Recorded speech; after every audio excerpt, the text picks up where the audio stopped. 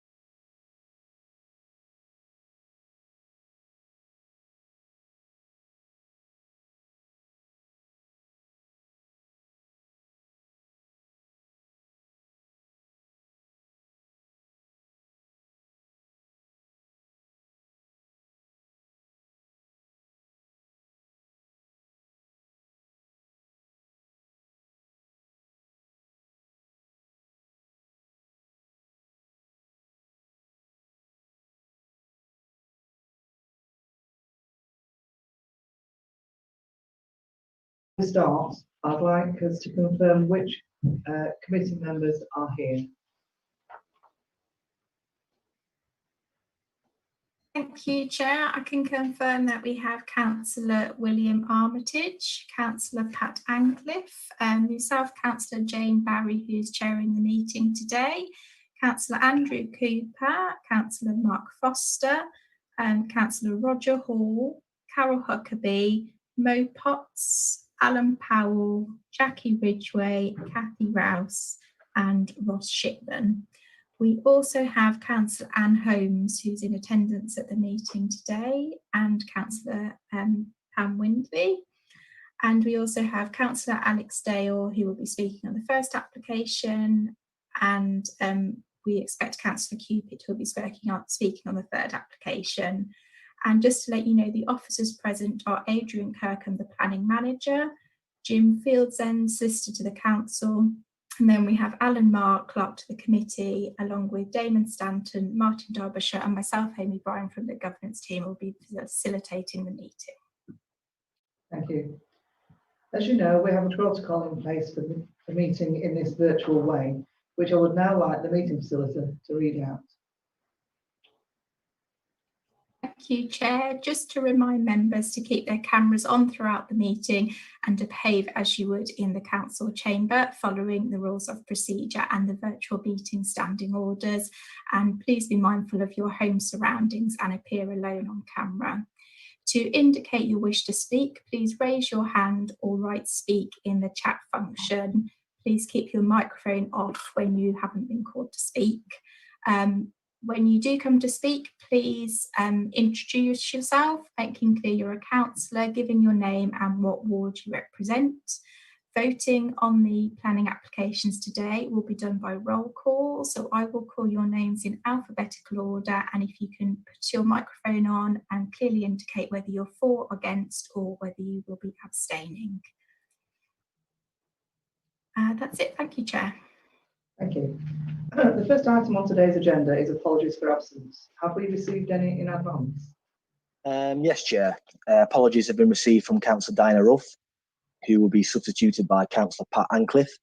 Apologies have also been received from Councillor Tracy Reader, who will be substituted by Councillor Lee Hartshorn.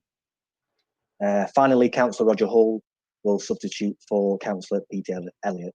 Thank you, Chair. Thank you. Have we got any other apologies? No? None received, Chair. Thank you. The second item is declarations of interest. Members are requested to declare the existence and nature of any disposable pecuniary interest and all other interests not already on their register of interests in any item on the agenda and withdraw from the meeting at the appropriate time. Have we received any declarations in advance? I haven't received any, Chair. Thank you. Do any other members have any interest to declare? None received, Chair. Thank you. The next item is the minutes of the last meeting. There's two sets of meeting minutes, which are both held on 28th of July. We will start with the minutes of the special meeting of the committee held in the morning. Are we happy that they are correct record? And is there a mover? I'll move them, Chair. I'll second it, Chair. Thank you. All those in favour? That's carried, Chair. Thank you. All those against? No. Take it. No abstentions. The motion has been carried. Thanks for that. Now we'll move on to the minutes of the meeting held in the afternoon. Are we happy that again they're a correct record? I'll move them, Chair. Second it, Chair. Thank you. All those in favour?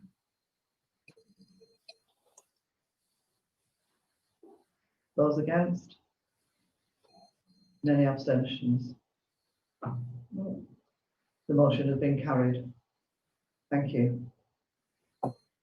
Thanks to members. That moves us on to our main business today. And as you can see, we have 3 applications, each of which has its own report, marked as items 4A, 4B and 4C. I am happy with this and intend to consider them in that order. However, before we do this, I would like the clerk to explain for you the benefit of members, speakers and the public who are watching on YouTube, how they will be dealt with. Right, thank you, Chair. This is the procedure for considering applications at the meeting. As you say, we will consider the 3 applications in the order that they are set out on the agenda. The Chair will introduce the application, then ask the planning officers to refer members to any late comments or updates received since the agenda was issued. The late items agenda supplement has been published on the Council's website, and the link has been sent to committee members. Planning officers will then give a brief presentation, setting out the application plans and photographs from the site. The screen showing this presentation will be shared with those attending the meeting. They can also be seen on the Council's website through its YouTube channel. Following on from this, the Chair will ask each of the speakers, any ward members first, followed by objectors, then the applicant and their agents and supporters, to speak to the committee. Each speaker will have 3 minutes to put forward their views using this conferencing facility. There will be a reminder given by the clerk when 30 seconds remain. At the end of the speaker's 3 minutes, members of the committee will have an opportunity to ask the speaker questions to clarify any points they have made, if that's necessary. When you have heard from all the speakers on an application, the Chair will open up the meeting for debate by the committee and determination by a vote. A note for the speakers. Once the application you've come to speak on has been dealt with, you may leave the virtual meeting room. If you choose to remain, then please mute your microphone and turn off your camera. You will not be allowed to participate further in the meeting from that point. Now, as you're aware, this meeting is being live streamed. The Council will make a recording for the purpose of preparing the minutes. Once the minutes have been approved by the committee, then this recording will be deleted. Please note, however, that others may also record the live stream from the internet. Thank you, Chair. Thank you. Let's now move to the first application, which is NED/1/01174FL, the Fleur de Lis Hotel, Main Road, Hunston, Dronfield, S18 4AB. In line with our normal practice, erection of a 2-storey building comprising of 4 2-bed flats, classed as affordable housing, with parking for 6 cars and associated landscaping, all within the curtilage of the former public house, Fleur de Lis Hotel, Main Road, Hunston. In line with our normal practice, I'm going to ask the planning officers to tell us about any late comment reports that have been produced, and for the planning manager to give a brief presentation showing any photos or plans of the site.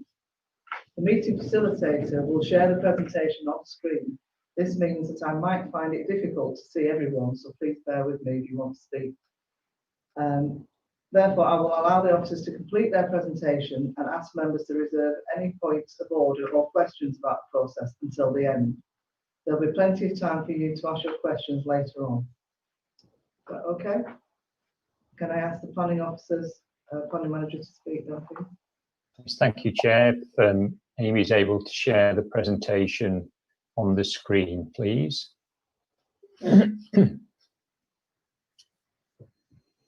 Just before I go through the presentation, Chair, just a couple of other elements I just want to advise members of. First of all, Chair, members will see in the report the recommended conditions. In addition to that, Chair, further to the stated conditions, I would ask members that if they're minded to grant consent for the scheme this afternoon, that condition 3 is clarified to make reference to the application granting consent for affordable housing only.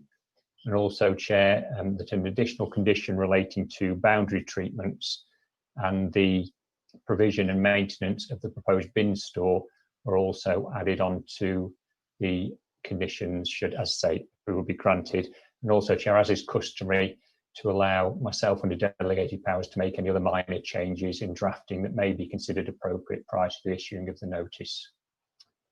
If I can just ask Amy to move on to the next screen, please. This screen, Chair, shows the application site. It's the area that's outlined and then the site itself in brown. You can just see to the southwest the railway line that's referred to in the report. There's an embankment that carries the railway line. And then you can see the primary Unston to Dronfield Road that fronts the site. Thank you, Amy. This, Chair, again, as members will be familiar, shows the application site outlined in red, with the remainder of the site edged in blue, which is owned or controlled by the applicant. And as members can see, that blue area comprises the existing fleur-de-lis building and an associated hard-standing area, with the red area comprising the remainder of the car park, former car park to the pub. Thanks, Amy. This is a depiction of the application site, Chair. The plan of the site shows the entire fleur-de-lis site. The building to the left of the bottom left drawing, showing the existing pub building, which has consent, an extant consent, Chair, for conversion to apartments. And you can see that there's the access road into the site, with the area to the left of there being part of that permission for the conversion. So that element of the site has an extant consent. The area on the right shows the proposed building, and that corresponds to the elevational drawings at the top of the slide. And then you'll be able to see the 6 number car parking spaces that form the car parking provision to the application site, Chair. Just one other point to make reference to on this slide. In the report, reference is made to a culvert and negotiations with regards to ensuring that was kept clear with an appropriate distance around it to allow for potential future maintenance. That is the strip of land to the right-hand side of the building, and you can see there's lettering on it that depicts the line of the culvert and the 3 metre wide distance either side of that to allow for maintenance. Thank you, Amy. Next, 3 or 4 slides, Chair, show the site panning from this slide, which looks in a southerly direction towards Unston, and then we'll pan around to the north. But this slide shows the existing building, the Fleur-de-Lis pub, which is the white building in the foreground, with the cottages beyond that lying adjacent to it. The site itself comprises part of the car park. And if we just pan around to the next slide, please, Amy. This shows the car park area, the access being pretty much in the centre of that area. And as I've said on the previous slides, that will then afford access to a car parking area to the left of the access road that would serve the converted pub. And then the area on the right, which comprises the application site before you this afternoon, Chair, where the building that's proposed and the car parking behind it will be sited, and members will be able to begin to see the treed area that surrounds the site. In effect, if you could see through the trees at the back of this slide, you would make out the railway embankment that I referred to at the start of the presentation, Chair. Just go to the next slide, Amy, please. This slide just pans further round, and so the building would be located in the foreground of this shot with the parking area behind. And then again, Amy, if you would. And then this completes that. Now you're looking north towards Dronfield itself. Thank you, Amy.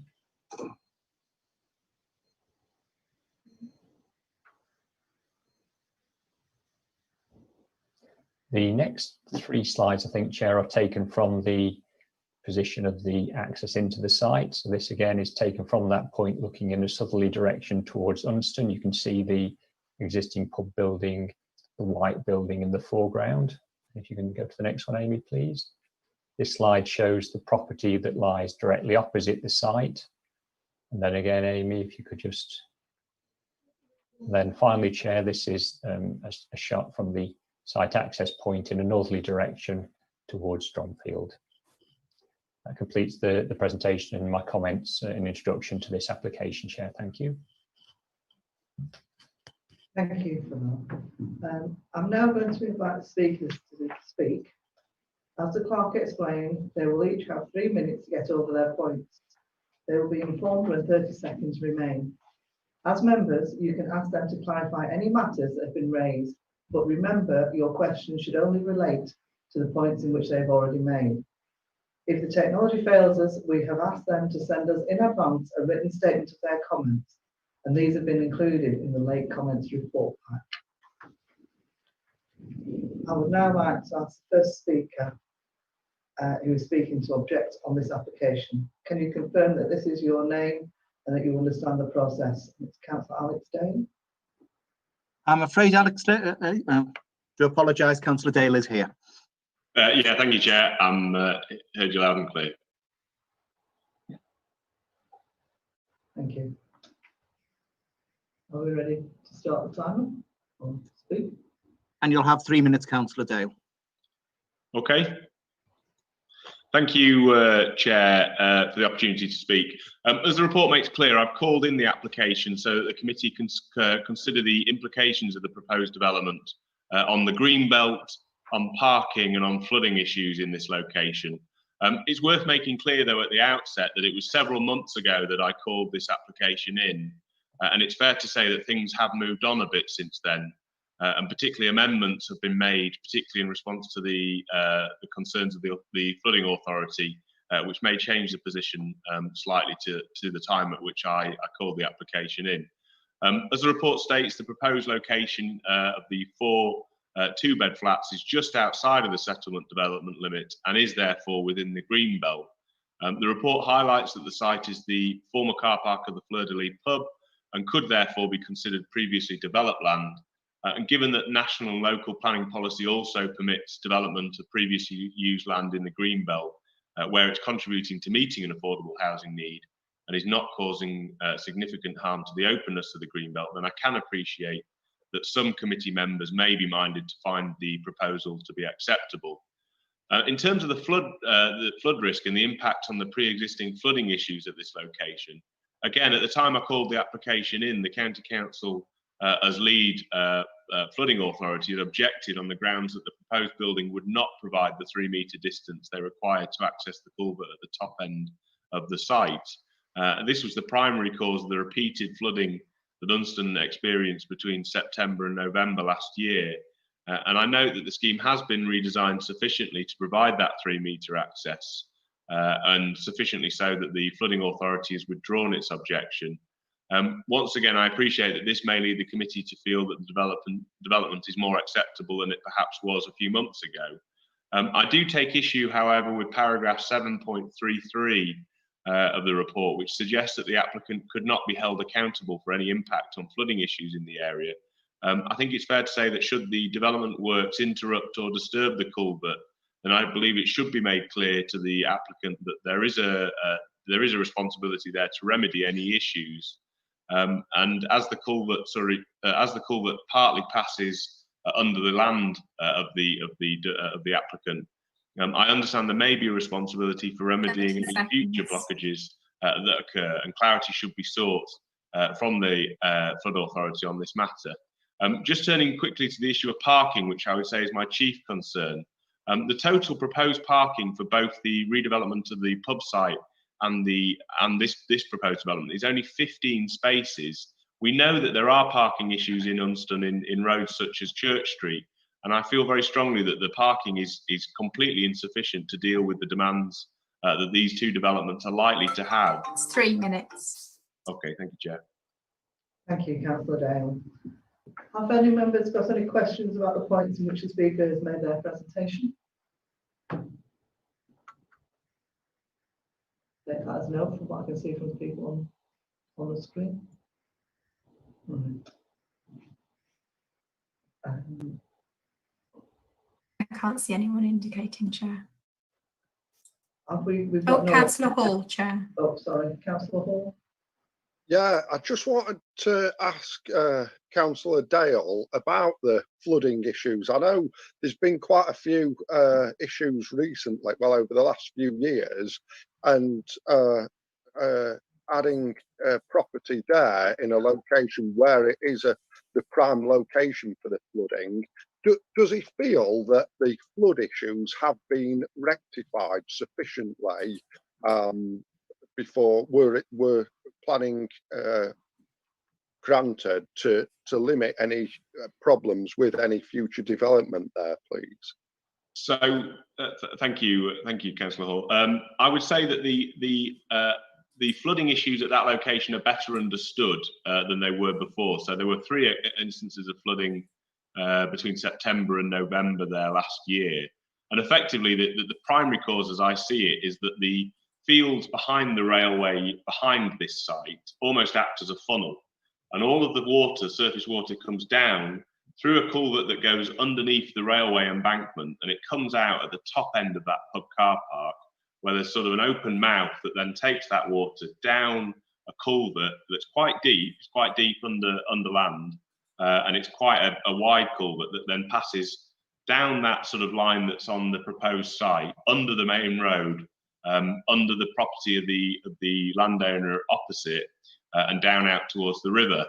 And that culvert was blocked in a few places during that period of flooding last year, which was the reason why the water was coming out from the railway embankment rather than going into the mouth of the culvert beneath and travelling down to the river underground. It was just coming out over the top of the pub car park and then filling up the road in front. So the whole of the road in front there was completely saturated, as you know, and was very difficult to pass. It even resulted in the road being closed at one occasion.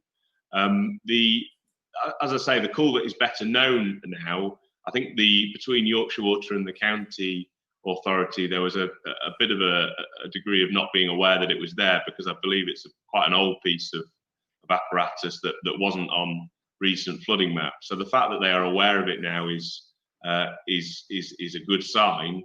But I would say that should it become blocked again, if it isn't maintained properly, it wouldn't take long for that area to flood again. Seeing how quickly it happened in the previous instances when we had flash periods of rainfall there. The other thing I would say is that the building is very close to the road frontage there, and if that area is flooded, then in terms of the design features, I would consider that they need to be careful to ensure that water doesn't ingress into that building should there be another instance of flooding like that again.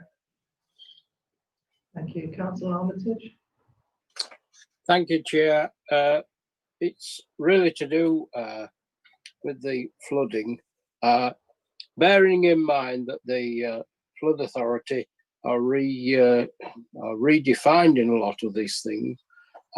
Do you think, in view of the fact that we're having what can be said as a different weather patterns that we're having these days, do you think that this, even if this culvert is cleaned out, and bearing in mind there's going to be an awful lot of hard tarmac in the car park, which will go straight in and onto the road, do you feel that the provision that's there at the moment is sufficient to take these flash floods, which we seem to be getting more and more as we have today?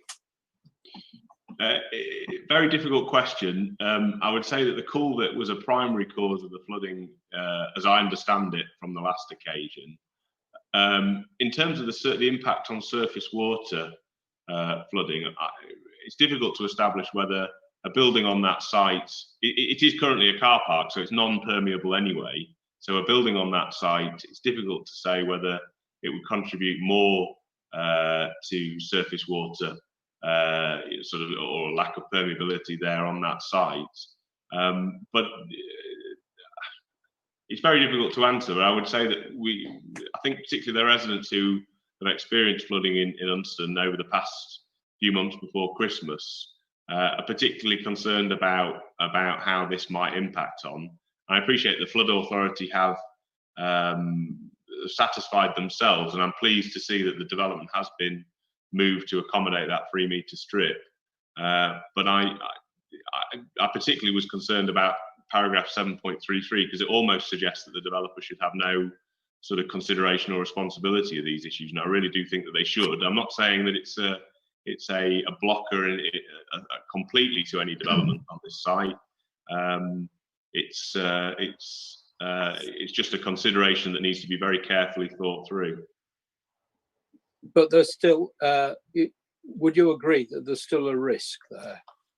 Yeah, I would say so. If we experience the sort of rainfall that we had in November, and if it's not cleaned regularly enough, I understand that culvert was several years ago, 10 to 15 years ago, the authorities were aware of that culvert and cleaning it, and for some reason stopped, and it got forgotten about. And so there's always a risk that something as old and as deep as that could be forgotten about, and the problems could reoccur. Thank you. Thank you. Does anybody else? Oh, sorry, Councillor Huckabee. You need to put your microphone on, Councillor Huckabee.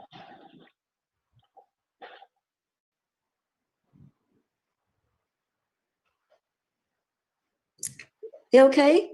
Yes, that's fine. Thank you. Just a small point. I do drive past this area, not regularly, but now and again. And behind this development is a railway line. And this railway line is hired up on a bank immediately behind this where we are supposed to be building these houses. Has anyone approached British Rail or anyone to do with them to make sure that the safety of the bank behind is okay? Because it is immediately behind where these houses are going to be built. Just a point. I don't know when anyone can say anything on this at all. No, because obviously nobody does know the safety of the bank then. I certainly don't know. Can you say anything, Alex, please? I don't know, Councillor Huckabee, whether Network Rail have been consulted or whether they've taken a view on this, to be honest. There are a number of, it's fair to say there are a number of houses in Unstone that are reasonably close to the railway embankment, and obviously there haven't been issues there. But I couldn't say. I'm not aware enough of those issues to know. I just thought I'd raise the point. That was all. Thank you, Chair. Thank you. Anybody else? Councillor Wilcox. Thank you, Chair. Councillor Dale, you made reference to the parking, or in your opinion, the lack of parking that you think in terms of numbers for the intended provision. And I'm leaning towards agreeing with you there. If there is an overspill, I'm not familiar with the main road that runs outside the pub. If there is an overspill, where do you think that overspill will go? And will that in itself create hazards on that road? Thank you, Councillor Potts. Yes, from my perspective, there is. I mean, if you think that there may be couples living in some of these flats, so the 8 one-bed flats at the pub, if they have a set of couples, each with their own car, you know, our district is known for being quite rural. Most people are car users, it's fair to say. Then straight away you're looking at 16 cars, and the provision on the car park is only 15. And you've also got this new development that's been proposed today to considering the impact from there. So I certainly feel like there needs to be nearer 20 plus spaces on this site. And from my perspective, looking at the site, there is some additional space that's dedicated for landscaping. So I wonder whether the applicant could be asked to look again at providing additional parking on site. In terms of the impact on neighbouring roads, the main road is prohibited for parking. It's double yellow lined, so they couldn't park on the main road. The most likely place is Church Street. So if you imagine the main road runs back up towards Unstone, there's a left-hand turn for Church Street, and it connects back up to Crow Lane, which is another left-hand turn. So it's almost a triangle with the main road, Church Street and Crow Lane. Church Street is a little cul-de-sac. There's only a few sort of bungalows on there and 1 or 2 houses. It's already got parking issues, particularly at peak school drop-off and collection times. If there were more cars there, I can imagine I already get some complaints about parking on Church Street, and I would imagine it would get, those would be exacerbated if there were overspill parking on Church Street. The only other locations would be the car wash opposite, where there are occasionally parked cars, but obviously that's privately owned land, so I can't imagine that they would be able to park there without sort of upsetting the landowner there. Thank you. Any more questions? No?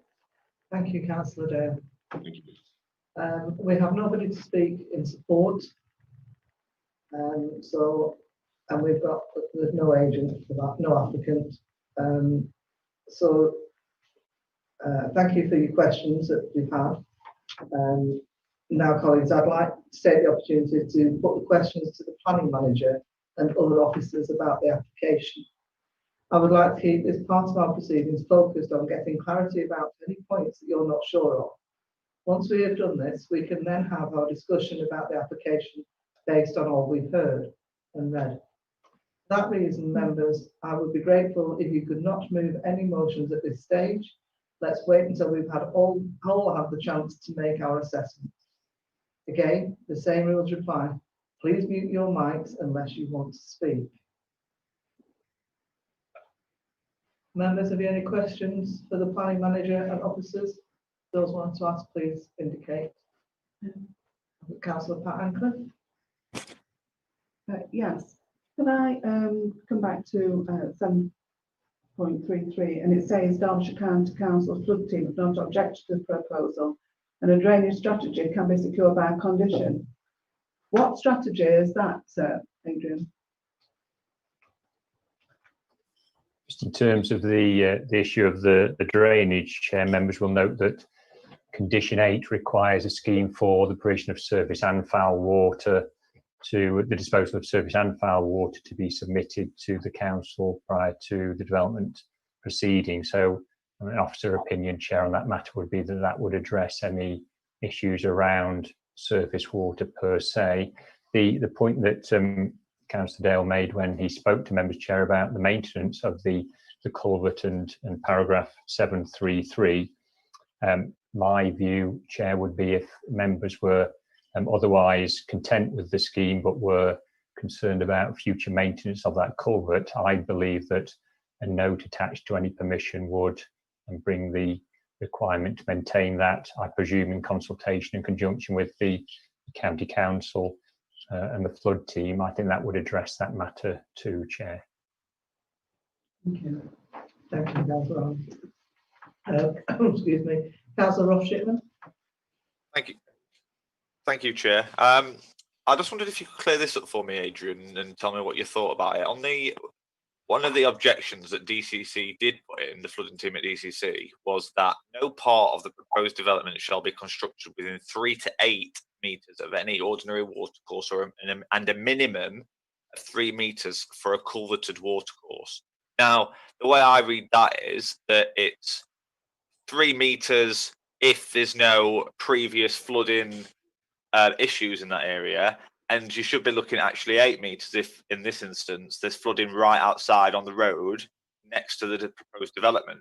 How do you read that that DCC have put in, and can you give us any additional information on why DCC have, in their next updates, not continued and tried to enforce that meterage is kept?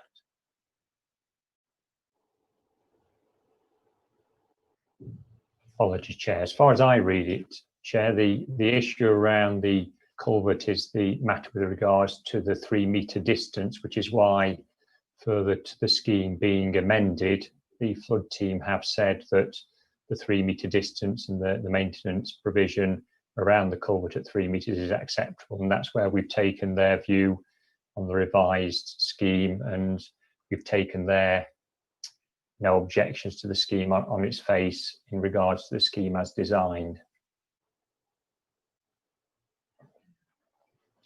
Thank you. Okay, anybody else got any further questions for the officers? No, that's it. Right, thank you for those questions. Thank you, Adrian, for answering those. That leads us to the final part of the process, which is our discussion about what we have heard, what we think, and what we want to decide. But before going any further, I would just like to remind us about the motion. Oh, sorry, I've got Councillor William Armitage wishing to speak. I just want to move on to the following part, that was all. After you're finished, to propose a motion. Right, well, we need Alan Mayer to remind us all about that, please. Absolutely. Yeah, this will only take a few moments. Thank you. Please bear in mind, members, that a motion must be moved and seconded before a vote is taken. If an amendment to a motion is moved and seconded, that amendment will be voted on first. If a motion is to be moved which goes against officer recommendations, then the member who has moved the motion must give the reasons for doing so. The reasons for moving a motion against officer recommendations should comprise the relevant planning issues and be supported by evidence as necessary.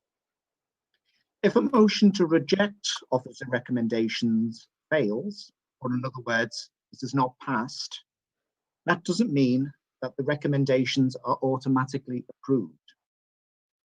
Rather, you will need to take a positive decision through a further motion in favour of the recommendations or on another course of action. This will be need to approved by the committee through another vote. Thank you, Chair. Thank you for that. I'd now like to open the floor to debate again. Could you please refrain from moving any motions until we've concluded our discussions? Councillor Mark Foster. Thank you, Chair. We've spoken a lot about flooding, and I understand the flooding issues down there myself. I know how much inconvenience they've caused to many residents, both in Johnfield and in Unston. So we've spoken a lot about flooding. One of my main concerns about this is we've already granted permission down there for 8 single-bed flats, and that's within the settlement development limit. So that's on the actual pub itself. Now, these additional 2-bed flats, the 4 additional 2-bed flats, are going to be in Greenbelt. Now, we're saying that they are within the actual car park and within the area, but that's not the case. They are actually still within Greenbelt. And for me, I don't feel now, I've not heard anything yet that persuades me that we shouldn't go outside our current policy. And policies I'm thinking of are GS2 and H9 of the local plan, which we're giving an appropriate weight to, as we usually do here, as a developing local plan, in that it's still inappropriate development. Now, even though the officer said at the beginning that it was only to grant affordable housing only, I still don't believe at this case, at this stage, and I haven't heard anything yet that says that we should be going outside our policy and giving weight because it is affordable housing, because that could open up every Greenbelt site in the whole of North East Derbyshire for the reason of to develop, because it's for affordable housing. So I'd be happy to hear anything from the officers, from Adrian or anyone else on their thoughts on that matter. Thank you, Councillor Foster. Councillor Armitage. And I'll bring Adrian in. Thank you, Chair. I agree with everything that Councillor Foster has said. The other thing is, there does seem to be quite a lot of what shall I say, guesswork as regarding the drainage and the flooding aspect of that site. Bearing in mind we're getting more and more storms. I mean, if we take today, for example, we're having different weather patterns which no one seems to be able to predict one thing or another. And the other factor is the car parking provision, which is just an insufficient provision for this site. So that's my feeling on it. just Chief come back, Compliance. Chair, when's appropriate to speak to the Yeah, points that Adrian, Councillors back from Foster there. and Armitage have made. Yeah, would you like to come in, Adrian? Yes, Chair. Councillor Foster raised the issue about affordable housing. I'll deal with that first, if I may, Chair. The application is for flats that will be for affordable housing, which is why I said at the start that it was important. The reasons for that will become clear. It's important that that's clarified in any decision to grant permission that it is for affordable housing. Councillor Foster is also clear that you need to take into account your development plan policies, and that's absolutely correct. And they do generally presume against new residential development in green belts, but there are exceptions to that, and one of those would normally be for affordable housing, where you may otherwise grant exceptional permission within the green belt for affordable housing. But I think most importantly is to take into account the most up-to-date policy, which is that set out in the NPPF, the National Planning Policy Framework, and which is the basis of your emerging policies in the emerging local plan that's currently at inquiry. And just to quote from the NPPF, it's set out in the report, Chair, but just to emphasise that appropriate development in the green belt, so not inappropriate development, but appropriate development, will be limited infilling or the partial or complete redevelopment of previously developed land, whether redundant or in continuing use, which would not cause substantial harm to the openness of the green belt, where the development would reuse previously developed land and contribute to meeting an identified affordable housing need within the area of the local planning authority. Now, first of all, Chair, members will note that the comments of the housing officer is that there is across the district the need for affordable housing, and she's also identified that there is a particular need in Unston. The key issue I think the members will need to assess, Chair, is that you may grant permission for affordable housing in the green belt that would be compliant with policy, but the issue is that it shouldn't cause substantial harm to the openness of the green belt. So a slightly different test than normal, not that it wouldn't cause harm to the openness of the green belt, but substantial harm. So members need this afternoon, in terms of that green belt consideration, Chair, to assess whether development belt terms would cause substantial harm to openness. So that's the issue I think that the committee will need to address this afternoon. Officers set out that, in our opinion, substantial harm wouldn't be caused to the openness of the green belt. That would be a matter for the decision maker, i.e. the committee, Chair. Just moving on to the two additional points that Councillor Armitage made, Chair. Firstly, the issue of drainage. And Councillor Dale and members have had some discussion about that already.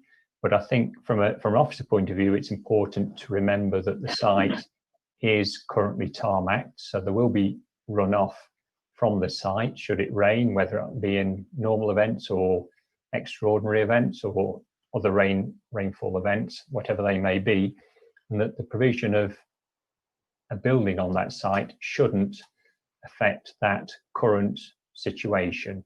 So there is an existing situation, and I'm aware myself of flooding that has taken place on the Unston to Dronfield Road, but the development of the site in that form shouldn't make that any worse. And indeed, with the appropriately worded conditions, the site should address its own surface water runoff requirements and implications satisfactorily without adding to the burden. So from an officer point of view, again, bearing in mind the comments of the lead flood authority, providing that the culvert's properly maintained, and whether that be by the applicant or the county council as lead flood authority, the development in an officer opinion shouldn't exacerbate the existing situation. And finally, just on the car parking issue, Chair, members will need to take into account the impact of the scheme on highway safety and all that entails, and provision of parking within the site may be an element of that. The scheme has been designed, Alan, Chair, in I don't know if accordance you can hear with us, but we've got no signal at parking. all in here, no picture, no visuals or sound. Hi, members. Can I suggest we just have a 5-minute break while we address that issue? I don't know if you can hear, but I'll be along in a second, but a 5-minute break. Is that, are members comfortable with that? Yeah, sure. Okay, just 5 minutes, thanks.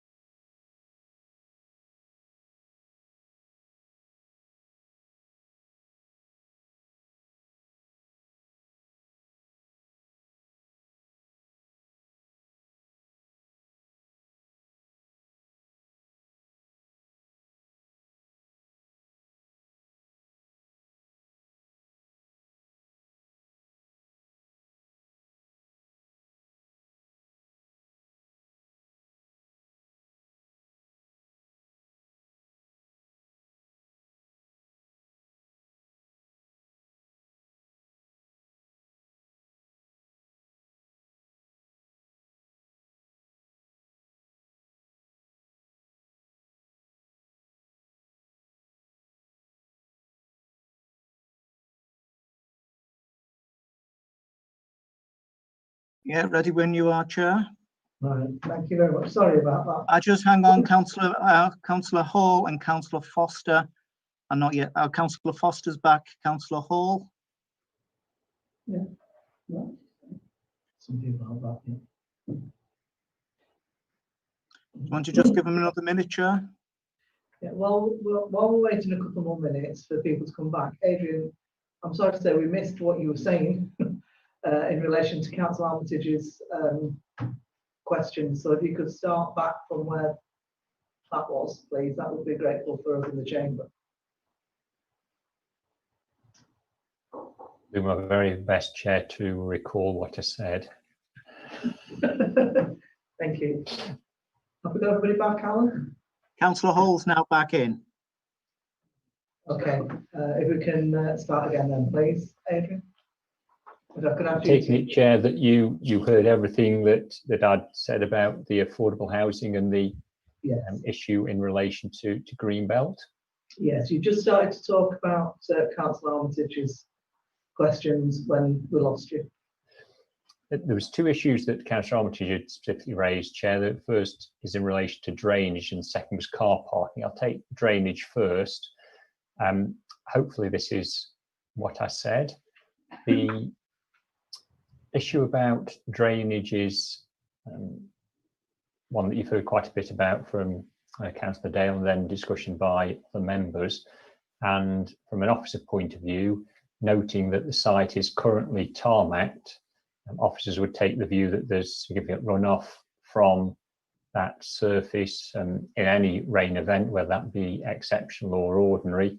And therefore, the construction of a building on the site shouldn't exacerbate the runoff or the runoff rate from the site onto adjoining land. And indeed, and we mentioned earlier on about condition 8 of the recommendation that makes provision or should make provision for an appropriate surface water and foul water disposal system, that may actually make the situation better, but it certainly shouldn't lead to a worsening of the situation.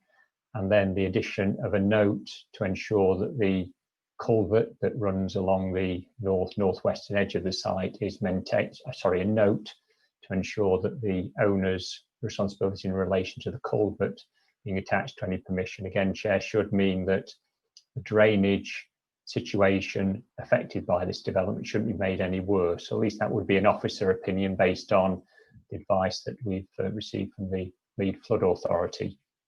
Just finally, Chair, I was just going to go on to the issue about car parking and the design of the scheme.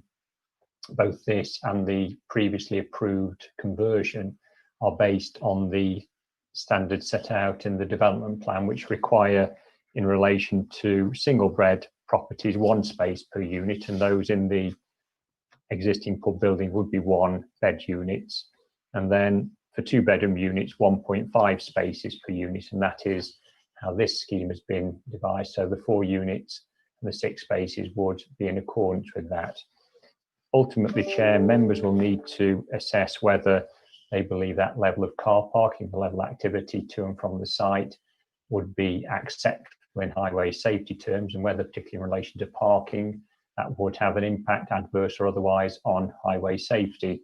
Just on the highway safety issue, Chair, members will note that the Highway Authority have said that the access itself is acceptable, and therefore, bearing in mind that advice, members will need to take a view and what's been discussed in relation to the use of the site, and whether the provision of the spaces, the 15 spaces to serve all the units, would have an impact on highway safety. And again, just to remind members, Chair, that the test in the MPPF is that development should only be prevented or refused on highway grounds if there will be an unacceptable impact on highway safety, or, and this is less relevant in this case, but or the residual cumulative impacts on the road network would be severe. So that would be the test in this case, Chair. But officer's recommendation is based on the standards that are set out in the current development plan. Those are the ones that the applicant has worked to, and that's on the basis of, that's the basis of our report is written on those.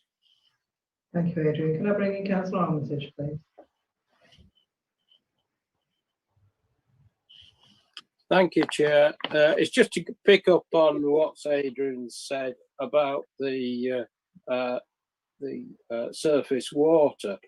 Now, I take it we're going to have a new car park, so we've got a larger area of an impermeable nature, and that, in my mind, would create more surface water than there is already. As it is at the moment, the water will permeate slowly through the undergrowth and one thing and another. And Councillor Shipman brought up the fact of the distance between the culvert and the development, quoting 8 metres. So I'm not happy about that. And the other thing was, which Councillor Huckabee mentioned, was the stability of the railway embankment, bearing in mind the accident which happened with us caused by a slip in Scotland only a few weeks ago. And as far as the car parking provision, it's, you know, so much 1.5 vehicles. Well, I don't know anybody that goes around in a 0.5 of a vehicle. So it's all guesswork in my idea. And I still maintain that the car parking provision is far too small, and the overflow will end up going onto the other streets. That's just the point I wanted to make. Just come back when it's convenient, Chair, please, on a couple of those points. Yes, please, Adrian. Just on the point of the existing car park, I don't know if Amy, you're able to bring up the presentation again, Chair, but just to remind members that the current site is, as far as I'm aware, and hopefully some of the photos may help, but the current site is hard surface. So the just any of those, that would be useful, Amy, thank you. Just the majority of the site certainly is hard surface, so it would be incorrect to say that currently rainwater permeates through a pervious surface, Chair, just to ask members to that into account. The issue about the issues that Councillor Armitage raises and in terms of the information that he has, I just ask members to note that in taking the decision on the application, if they are minded to refuse the application on technical matters, so highway safety and parking or flooding, that whilst they may not be convinced by some of the evidence before them to substantiate reasons for refusal on a technical matter, we would need to have our own evidence to bring forward to substantiate any such reasons. So whilst feeling that the information before them may be unconvincing, there may be justification for that, but to justify reasons for refusal on those grounds otherwise, we would need our own evidence to bring forward, Chair. And just finally on the issue about the embankment, the railway embankment, I find it difficult to advise members on that in terms of the safety of that embankment, potential slippage as Councillor Armitage has made, but I would urge members to operate caution in respect of that members would need to have specific evidence and advice, I believe, to justify a decision being taken on the impact of potential slippage of the railway embankment. And whilst that may be an issue, the railway embankment is some distance away from the site, and I don't see any evidence before members this afternoon, Chair, to suggest that the development of this site in the form that's proposed would lead in its own right to the destabilisation of that embankment. That's obviously a very serious consideration, but I don't believe there's evidence before members to show that as it stands, Chair. Thank you. Thank you, Adrian. Can I bring in Councillor Foster, please? Thank you, Chair, and thank you, Adrian, for that. I do understand that we don't have evidence in front of us, further evidence where we could possibly express our concerns and not give planning permission to this development for embankment, flooding, and possibly parking, because we don't have the evidence here. But what I do think we can do, and I'd like to propose, is that we don't give planning permission for this application and against officers' recommendations, and that's because it's inappropriate development and it's in Greenbelt, and it would create substantial harm to openness, because that's down to members here today to decide that. The substantial harm, whether it be harm or substantial harm, I do believe it's substantial harm, and I also don't believe that those special circumstances have been met. So I'd like to propose that. Yeah.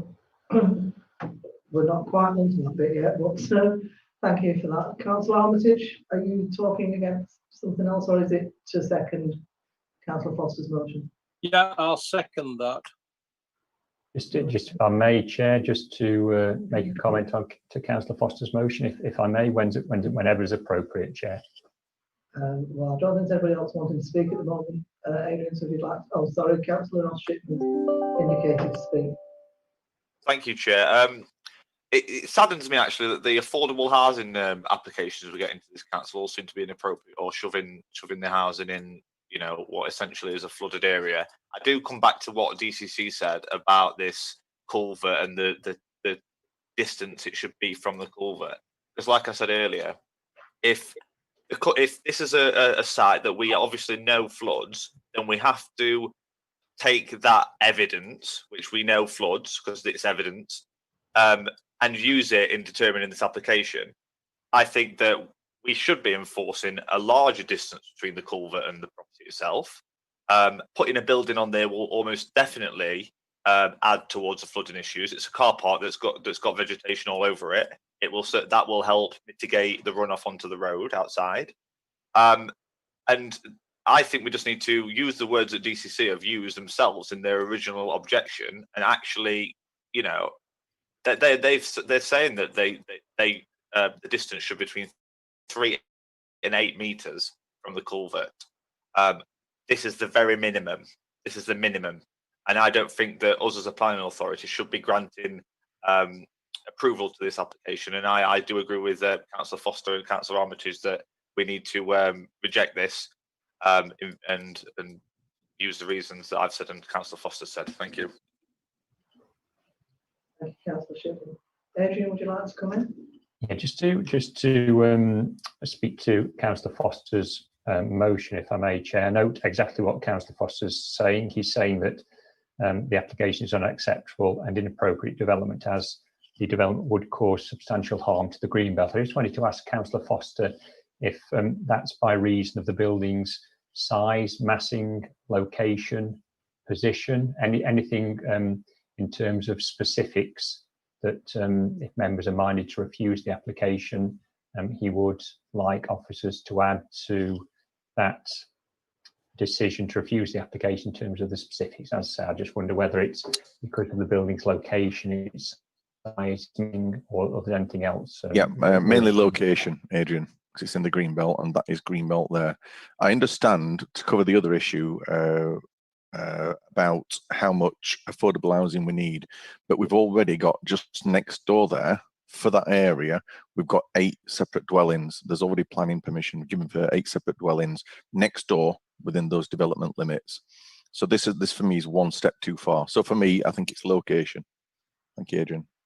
And then just the other point in relation to the comment that Councillor Shipman then made, Chair, again, this is a matter for members to take a view on, and I note what the debate's been about with regards to the culvert, but just to remind members that the lead flood authority have, on the back of the redesign of the scheme, removed their objection. So again, Chair, just comfortable with the motion that Councillor Foster's put forward, but I would ask members to exercise some caution in terms of adding a technical reason, unless there is justification why 3 meters distance either side of the culvert is inappropriate, and why a greater distance would be needed to safeguard that culvert in terms of the issue of surface water runoff and flooding, Chair.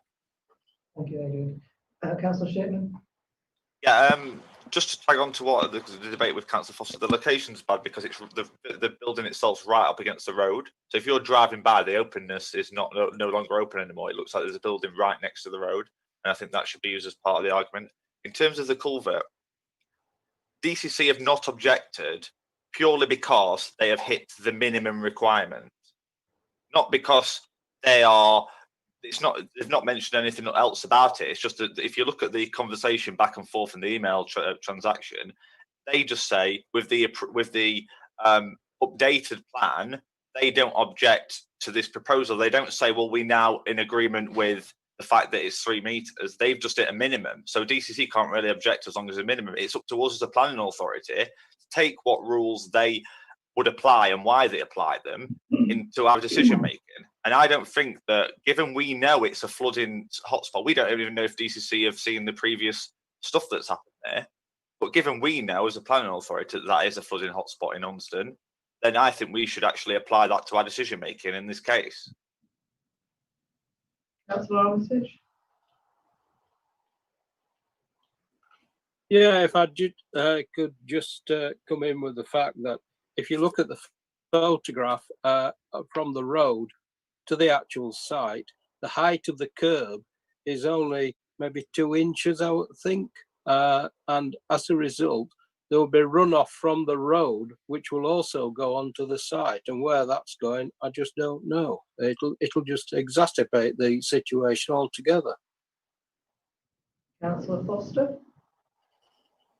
Thank you, Chair. I take Councillor Shipman's points entirely. I really do. I understand perhaps more than anybody, and because I'm a resident of Johnfield and it's just down the road from me, I know how difficult it is down there, and I do understand. My concern is what Adrian said. If we do reject this on any sort of flooding grounds, we can't possibly justify them without doing our own study. So I'd like to perhaps include what Councillor Shipman says about the flooding, but my concern is if I put a motion forward that includes the flooding, that we can't substantiate that without doing our own studies down there. That's my concern. I take Councillor Shipman's point entirely, but my concern is whether it stands at a later stage. Thank you, Councillor Foster. Anybody else wishing to speak? Councillor Shipman? On the flooding issue, it's up to the developer to justify why they feel they've met the flooding issues. It's not up to us to evidence that. It's up to the developer to appeal if they feel that they're meeting the minimum is the solution to their issue. It's up to them to justify why meeting that 3 meter minimum. We're saying that minimum. Well, I'm saying. Well, I don't know if anyone else agrees. I'm saying that minimum should not be 3 meters. I think in this particular application, I think that figure should be higher. I think we should be asking them to have a bigger limit than 3 meters from that culvert, given the situation there. Thank you, Councillor Shipman. Anybody else wishing to speak? Just briefly, Chair, you take the motion and just need to be clear as officers, Chair, exactly what members are voting on, whether it's the reason in respect of Greenbelt harm, or whether, Chair, it's that reason and also a reason that would be framed something along the lines of the building would be located only 3 meters from the culvert, and this would compromise the proper operation of that with result in adverse impact on surface water drainage. Chair, just need to be clear whether it's the one or the two reasons. And finally, Chair, if members are minded to go with that motion and resolve to refuse the application, whether based on those the wording that I've discussed with Councillor Foster and Councillor Shipman, whether the final wording of them delegated to myself in consultation with yourself, Chair. Thank you, Adrian. We're at the point we've listened to everybody. I'll bring you back in a minute, Councillor Foster. We've listened to everything that people have had to say today, and we know what the officer's recommendations are. We've had a motion put to the floor by Councillor Foster, and Adrian's now seeking clarification on that motion. So if Councillor Foster can come in and give that clarification. Yeah, thank you, Chair. I'm happy to include Councillor Shipman's points as described by Adrian, and I thank Councillor Shipman for that. So on both points, as you've described.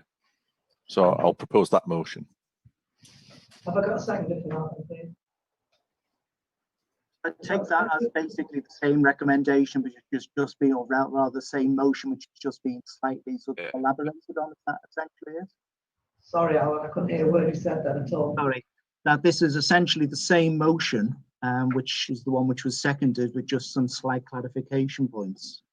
It's Right. for myself, it's the same motion I put forward, but including Councillor Shipman's points as described by Adrian there, if that's clear. And is Councillor Armitage happy with that as the seconder of the motion? I thought we maybe should include the car parking provision, that it's insufficient for the development. I don't know what Councillor Foster thinks. Thanks, Councillor Armitage. I like the idea of including it because I think it's an issue there, as described by Councillor Dale, and as we've discussed here. I do think parking is definitely an issue, as I do with flooding, but we've already been given, I can't say a warning, but you know, an explanation by the planning manager on whether we can actually include these in the reasons for refusal of planning permission, and that we must end up doing now that these studies. So that's my concern. I'm happy to include it, but what I don't want to do is, you know, put these things in without it. We don't have the evidence in front of us. I've got the same concerns because I know the area. I know the flooding and the parking. So if we could have more advice from Adrian on that, do these stack up? Adrian, Ultimately, the decision on these matters is one for yourselves as planning committee. The issue around whenever you're minded as a council to refuse an application on technical grounds, we would normally rely on some technical evidence that then would support and substantiate that reason should it be tested at appeal. And the comments I've made around surface water drainage would be the same for car parking. Members need to take a view on whether they believe that in this instance, the provision of the car parking as proposed would impact on highway safety and whether that impact would be unacceptable. And that needs to be a planning judgment. What I will reiterate to members is that the scheme and the officer report is based on the guidelines set out in the development plan. That's the basis of our recommendation, and also noting that the Highway Authority haven't objected per se on that ground. But ultimately, it's a matter for members to take a view on whether, in their judgment, the provision of the car parking at, in this instance, 19 spaces for the 13 units, whether that is the 12 units, whether that's acceptable or not, and if it's unacceptable, is that resulting in an unacceptable impact on highway safety? That needs to be the judgment. What I would say, Chair, and it's ultimately a matter for yourself and your colleagues as members of the committee, if you are minded on the issue of car parking, you would need to phrase a reason for refusal, something along the lines of the insufficiency of car parking resulting in the provision of parking on the highway or elsewhere that would in its own right then lead to an unacceptable impact on highway safety. And that would be the judgment members would need to make, Chair. From an officer point of view, I hear the concerns that members have, but I've not heard anything that would necessarily lead me to then relate that to an unacceptable impact on highway safety. But members will need to take a view on that, Chair. Thank you, Adrian. Can I bring in Councillor Armitage and then Councillor Foster? I think, can you hear me all right? Yeah. Right. I think Adrian has sort of said, really, the provision. It's always, as I see it, rather unsafe to go against highways. But on this occasion, I feel that there'll be parking elsewhere due to the insufficient amount of spaces. And that will impede on highway safety, whether it's parking on the main street, which there is double yellow lines, so I understand, and parking down side streets, which people won't really like. But, you know, I'll leave it with Councillor Foster if he thinks it's relevant. Before I bring you back in, Councillor Foster, could I bring Councillor Ridgway in case she's got a different point of view, please? Yeah, I'm just asking, we're talking about all this parking on the road and everything. When it was a pub, didn't people park on the highway if the car park was full? And what impact did it have then? Thank you, Councillor Foster, Ridgway. Councillor Foster would like to come in. Yeah, thank you, Chair. I'm happy to include both the flooding elements as per Councillor Shipman and the parking as per Councillor Armitage. Don't have any difficulty with that. I've heard enough myself that 13 dwellings and 9 spaces means somebody will park on the road, and it'll make it more difficult there. How it affects the road, that we haven't discussed as much here. But I don't want to sound pedantic about this, but I'll go back to the point that Adrian said. You did state earlier on, we don't have sufficient evidence here. You said, unless I'm missing that, you said we don't have evidence here to be able to refuse it on these grounds. Now, I'd go with both Councillor Shipman and Councillor Armitage with the flooding and the parking. For me, I think there is enough evidence, but so if we can have some clarity on that, because I'm happy to put both those items in a motion for refusal of planning permission. So some clarity, please. First of all, Chair, just sorry if I've misled members here, but it is only the 12 units. There's 8 in the converted fleur-de-lis and then 4 that's proposed here, Chair. So just that point of clarification. The issue of the both the flooding and the highways car parking issue, they are proper planning considerations, and they're proper that members weigh those in the balance and weigh the issues around them. And the decision maker is the planning committee, as I keep on mentioning. So it's for the decision maker to take into account those issues and consider whether there is evidence to support them, whether you wish to refuse the application on those grounds as well. It does become difficult should the decision be challenged on those grounds as a council without the evidence behind us to put forward substantive reasons to support them. But members are minded to refuse the application on those grounds, then we would, on the basis of the information that we have, seek to substantiate those, but we may seek to receive some knowledge from local members as to the existing situation, why perhaps in that instance, or in this instance, concerns about on-road or other parking off-site would be detrimental. The one thing I do think we wouldn't be able to substantiate is that neighbours where cars may be displaced to, members of the public who may live on those roads may not be pleased with that situation. That wouldn't be something that we could, that wouldn't be a planning reason and wouldn't be able to be taken into account. Thank you, Adrian. Yeah. Councillor Foster, do you want to Yeah. come back? And I'd like to start and move business on a bit. Yeah, so if I put a proposal forward that we include those 2 extra items, one, the green belt, the substantial harm we've discussed already, what Councillor Shipman said about the flooding, and also adding the parking from Councillor Armitage. If we could put those 3 together, please, and I'd like to propose that. And yeah. Right, so as the motion has changed from the original motion, have we got a second? Councillor Armitage, are you seconding it? Yes. Thank you. Just finally, Chair, don't wish to prolong the debate, but if members are minded to refuse the application on those 3 grounds, if the final wording could be delegated to myself in consultation with yourself, Chair, please. Yeah, I was just going to say that. So the words right out of my mouth. Thank you very much, Adrian. Okay, so just to be clear, members, this is an amendment to the original motion. Right. The original motion was sort of a version of this, but wasn't quite as extensive. Are you now actually sort of moving a completely different motion, which was an amendment to the original motion? Right. So the original motion was just really about the green belt and everything, and we've added on to that since the flooding and the car parking. Yeah. So the second motion is the one that we will take first. Are we right with that, Alan? As long as what we're voting on, everybody's, for me, as long as, sorry to jump in there, but as long as we're clear that we're all voting to refuse planning permission on those 3 reasons. However you want to word it with amendments or not, but I'm happy to take a new motion for all 3 reasons. We're all clear, proposed, seconded, and we vote on it. So I'm happy for that. The alternative approach would just simply be that this is the original motion, which is now being clarified with these additional points. If Councillor Armitage, as the seconder, is happy with that point. Yes. Yeah. Thank you. Yeah. Right. So, and as Adrian says, if you work with Adrian about getting the correct wording around the motion moving forward, if that's okay.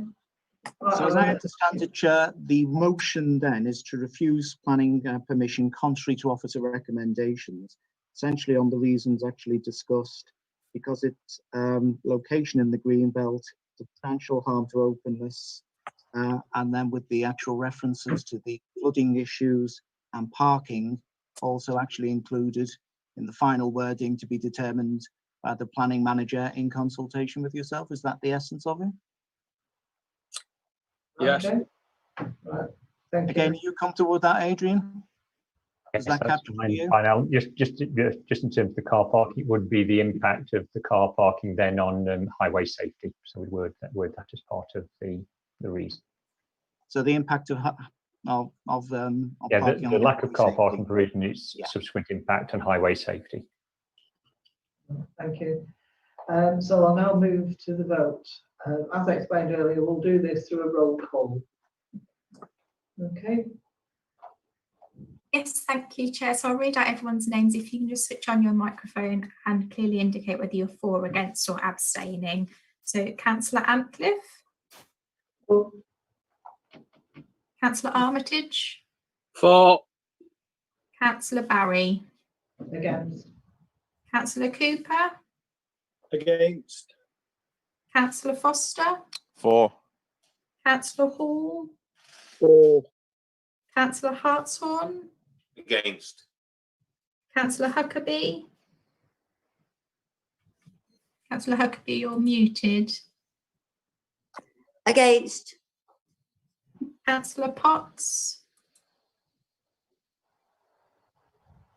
For. Councillor Powell. For. Councillor Ridgway. Against. Councillor Rouse. Against. And Councillor Shipman. For.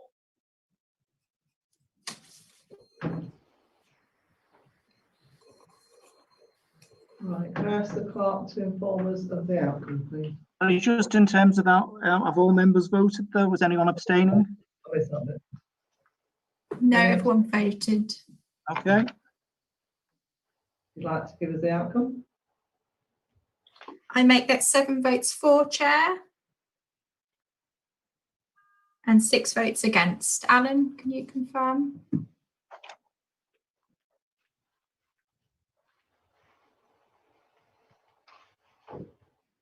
Sorry, what were your numbers again? 7 votes for and 6 votes against. Right, let's just go through this to be on the safe side. Councillor Antcliffe, you had voted as for. For. Councillor Armitage. For. For. Councillor Barry. Was against. Yeah. Councillor Cooper. Was against. Councillor Foster. Was for. Councillor Hall. Was for. Councillor Hartshorn. Was against. Councillor Huckabee. Was against. Councillor Potts. Was for. Yeah. Councillor Powell. For. Councillor Shipman. For. Councillor Stone. Sorry, Councillor Ridgway. Against. Against. And Kathy. They carry on. So the motion's been carried, Chair. Thank you. Just to be clear, Chair, that's the motion to refuse planning permission against officer recommendations. Yeah, that's fine. Okay, is everybody happy with that? Thank you. So thanks for that. The motion's been moved and seconded and accepted by the committee. Okay, so we'll move on to the next application. All ready? So the second application is application NED/20/00376/TPO 156 Hollymore Road, Hollymoorside, Chesterfield, S42 7DS. Application to fell 2 ash and 1 sycamore covered by the NEDDC TPO number 57 brackets A1 at 156 Hollymore Road, Hollymoorside, S42 7DS. Once again, in line with our normal practice, I'm going to ask the planning officers to tell us about the late comments, any late comments reports that have been produced and for the planning manager to give a brief presentation showing any photos and plans of the site. The meeting facilitator will share the presentations on screen, and this means that I might find it difficult to see everybody, so do bear with. Therefore, I will allow officers to complete their presentation and ask members to reserve any points of order or questions about the process until the end. There'll be plenty of time for you to ask questions later on. Adrian, would you like to start the presentation, please? Yes, thank you, Chair. First of all, there is no late update on this item, Chair, and thank you to Amy. If you just move on, please. As you've said, Chair, the application is to fell 3 trees. These are the red dots on the screen before members, Chair. They comprise 2 ash trees and 1 sycamore tree.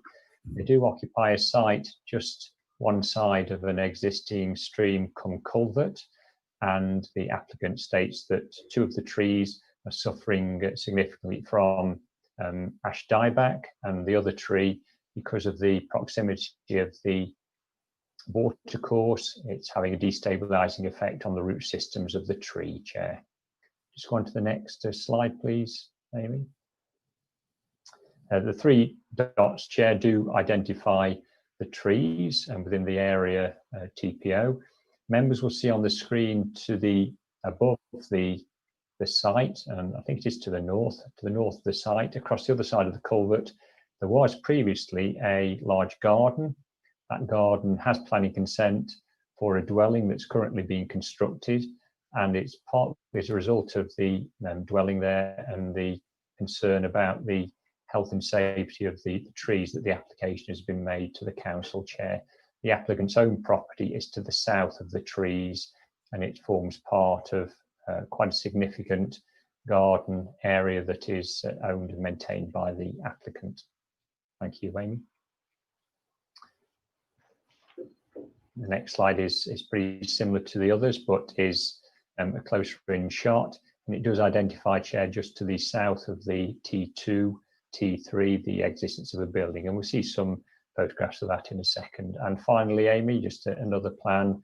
This is the applicant's plan identifying the 3 trees. It's not as good a quality in this environment as the other plans that officers have produced, but it does show the same thing, and for sake of completeness, we've included it, Chair. If you can go into the photographs now, Chair. The first ones are submitted by the applicant. This is the tree number 1, and we'll go to some photographs that were taken last week.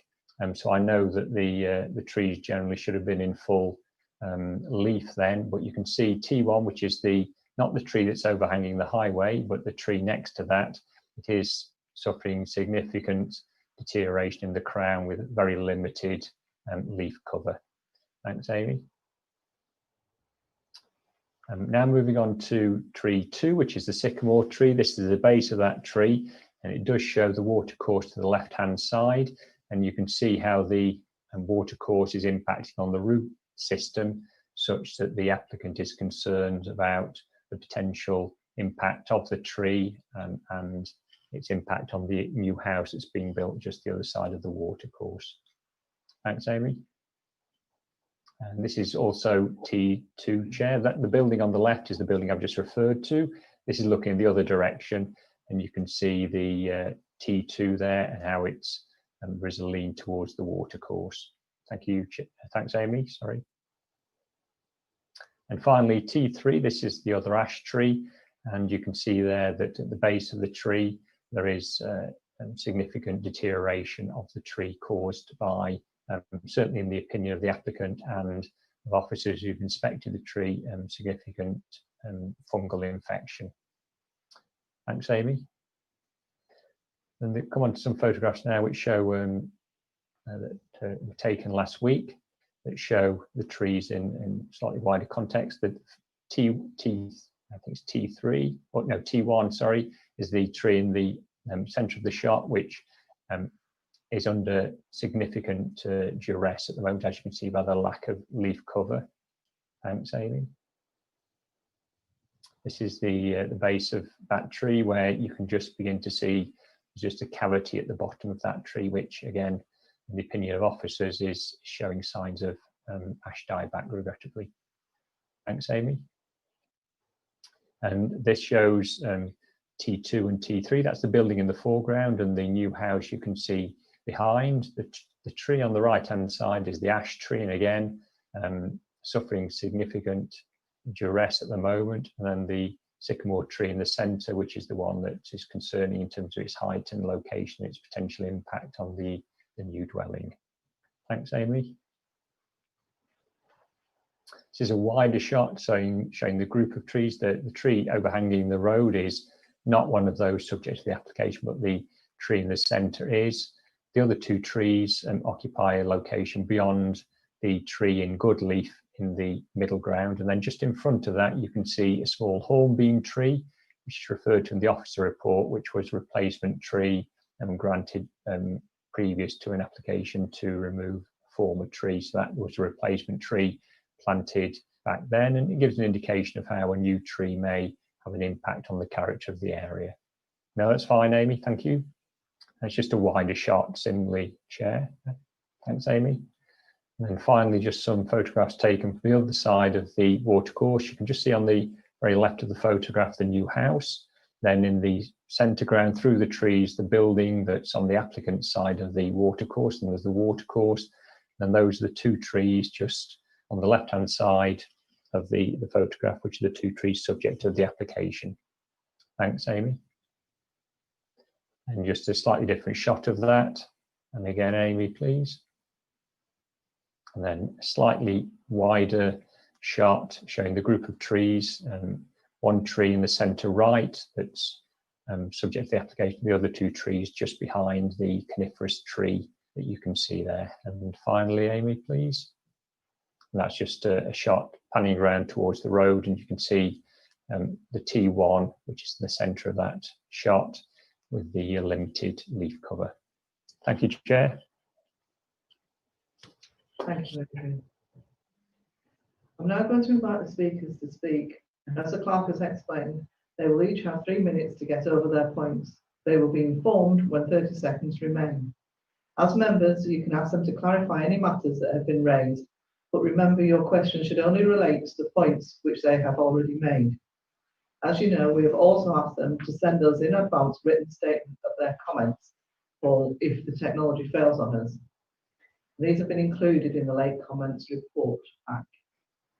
And I think we have 4 objectors to speak, and we'll take them in the alphabetical order. I don't know if you could clarify for me, Alan. I think one lady may have actually left the meeting. Yes, that's right, Chair. Tracy Kitchen's unable to now attend, so I'll be reading her speech out for her. And Fiona Muxlow could have IT difficulties, so in the event that she is unable to log on, I'll actually read her speech out as well. So the first person that you'd have is Vanessa De Frecce. Thank you. Vanessa, would you like to start? Okay, now. Yes, please. Yes, thank you. I've lived across the road from 156 for nearly 16 years, and the reason I'm appearing today is because I just really love the trees.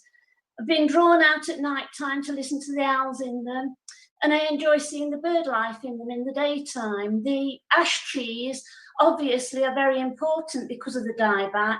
They're a perfect habitat for a number of species of wildlife. They sustain the insects and the bird life. Now, I'm going to mention this because my son's a qualified and experienced arboriculturist in Sheffield, and I'm only mentioning it because I'd like you to appreciate that I do understand the need for tree removal and work on trees in the correct circumstances. And I also value the TPO process because it protects the trees that are so important to the village. And in fact, I was really upset when 2 trees with these TPOs were removed earlier in the year. That's T9 and T10 that aren't mentioned on the plan. They're to facilitate the grounds of the new building next door to 156, and no one was aware of these being removed or notified at the time. So because I didn't have chance then, and I know I've got chance now to say something. Going back to the trees, the seeds from the ash trees feed the bullfinches and other birds use the trees for nesting. We've got beetles, caterpillars and moths that feed on the leaves, and we've got a population of bats around here, and they surely feed off the insects. I just think it would be a sensible decision to find a way to manage them rather than remove them. The builder next door to 156 has submitted this application with supporting evidence from a tree surgeon. That's Mr. Alex Owen. Now, the report submitted doesn't give a detailed structural assessment, and it even suggests the removal of the trees with ash dieback. But this is really contrary to the latest government guidelines on ash dieback found on the government website. Now, for your information, that's forestresearch.gov.uk. The other trees, as I say, one is a sycamore and the other ash tree. They don't have any good reason to be removed because they're minor problems commented on in the report and could be managed. Ivy can be removed. 30 seconds. Limbs can be reduced. So the existing report really shows favour to the person paying for the report and doesn't mention the options of management. These trees are highly valued. The seriousness of 3 more trees being removed, especially following the previous 2, that's 5 all in one area. It just causes a conflict and raises the question, should an industry standard tree inspection report be requested by a qualified inspector before removal is considered? 3 minutes. Thank you. Thank you very much for that. Has anybody got any questions for this lady? No? Right, thank you very much for attending. Chair, just to let you know, we now have Tracy Kitchen back in the meeting, so she's able to read her own statement. Right, thank you very much for that. So it's Tracy on next then, please. Thank you. I just wanted to really add that I object to the application to fell a further 3 trees also protected under the tree TP 057. And this is because they're an important part of the local landscape and part of the protected group of trees. The importance of keeping the rural landscape in the local area is set out in the neighbourhood plan. And as locals, we feel that that should be respected. The trees provide environmental and landscape benefit and should be retained and maintained, not felled. The felling of the 2 protected trees in January this year is the subject of some ongoing complaints with a large group of local residents involving the local councillors and also our MP for North East Derbyshire. So given the felling of the 2 trees in January, we all feel that it's crucial the remaining trees in the same group are retained and not felled. Thank you. Thank you. Any questions for this lady? No?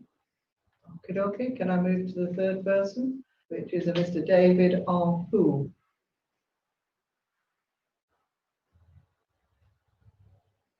Okay, Chair. Thank you. Would you like to start? Yeah, thanks, Chair. Further to my original objection to this application, I would like to emphasise that the purpose regarding the trees for me wasn't truly clarified. In the application, it states that the trees were to be removed for health and safety reasons, pedestrian, road users, and even occupier across the other side of the brook. And I accept all of that information, and I think it's credible. But I do believe also there is another side to this, and it's not been stated, but as a purpose from the developer's perspective, that the removal of these trees and previous trees is to enhance the views from his new development and increase natural light. Now, I understand that and emphasise with that, but the problem is that if we're removing TPOs just to enhance natural lighting and views, I think that's a sacrifice of TPOs that is not necessary. You know, I'm very empathetic with the applicant because I know that it's a challenge to manage trees of this nature. And, you know, I understand this, but I also understand that trees of this nature need to be looked after and managed. And if it's issues of health and safety in regards to the trees, then the hierarchy approach to this would be to see if we can manage it first, to make sure that the trees could be sustained, managed so that if any potential movement or loss of branches from the trees will not occur, and managed to sustain the aesthetics that are required as part of this process. So, that's my kind of general consideration. The basis of where I come from in all this is the decisions to make this work, the decisions that need to be made must be carried out with good quality information. And as I've gone through the application and I've gone through all the documents relating to this, I cannot honestly say that I've seen any credible data providing me information about the health of these trees. All I can identify is qualitative statements from officers, from specialists saying that the trees are in poor condition, but there's no scope, no methodology, no structure to the way that these things have been carried out. 30 seconds. On this particular point, Mr. Alex Owen did give an assessment of the trees. To my mind, it wasn't good enough, but he did give assessment. What was omitted from the officer's recommendation report was one of the trees should be felled, but he didn't say the other 2 trees should. So I think careful consideration should be given to the contents of that particular report, based that there are some omissions to it, as I see it. Thank you very much for the opportunity to speak. Thank you. 3 minutes. Thank you, Mr. Poole. Any questions for Mr. Poole? No? Then I'll move on to the next speaker, who is Fiona Muxwell. I don't believe is here. Is that the case, Amy? No, she hasn't joined the meeting. Would you like to read out the report then, please? I certainly will, Chair. I live in Holy Moorside and submitted a 12-page letter of objection. Alan, we can't hear you. Okay. Hearing, sorry.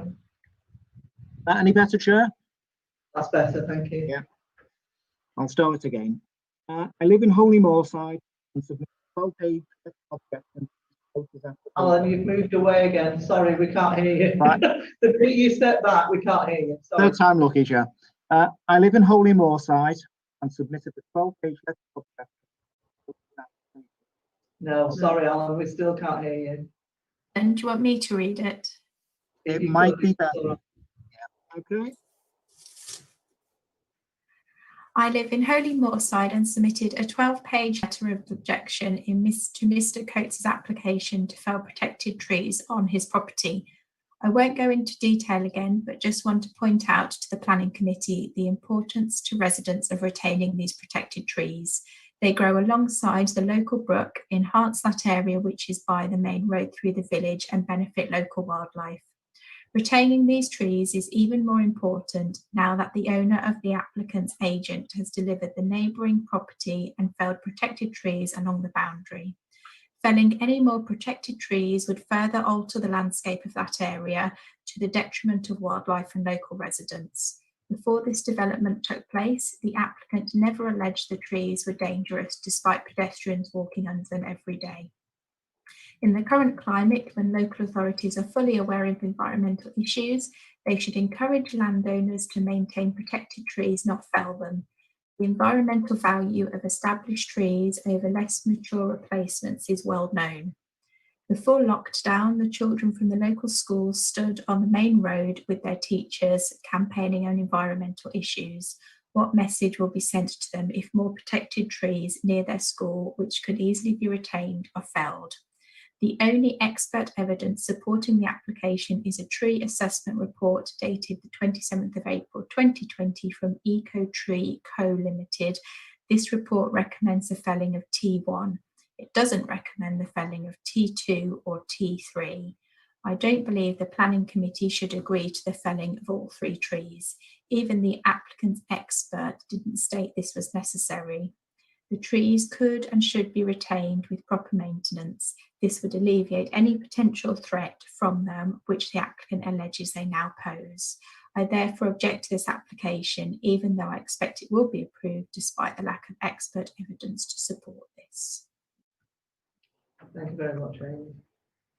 Anybody got any questions in relation to that? Not that Amy can speak up after with this lady, but has anybody got anything they want to ask? No? Thank you. We've got the agent who wishes to speak, who is a Mr. Dean Trowbridge. You can bring him in, please. Thank you for the opportunity to speak. I'm Dean Trowbridge, Technical Director of Wardall Homes, who are acting as agent on behalf of the applicant.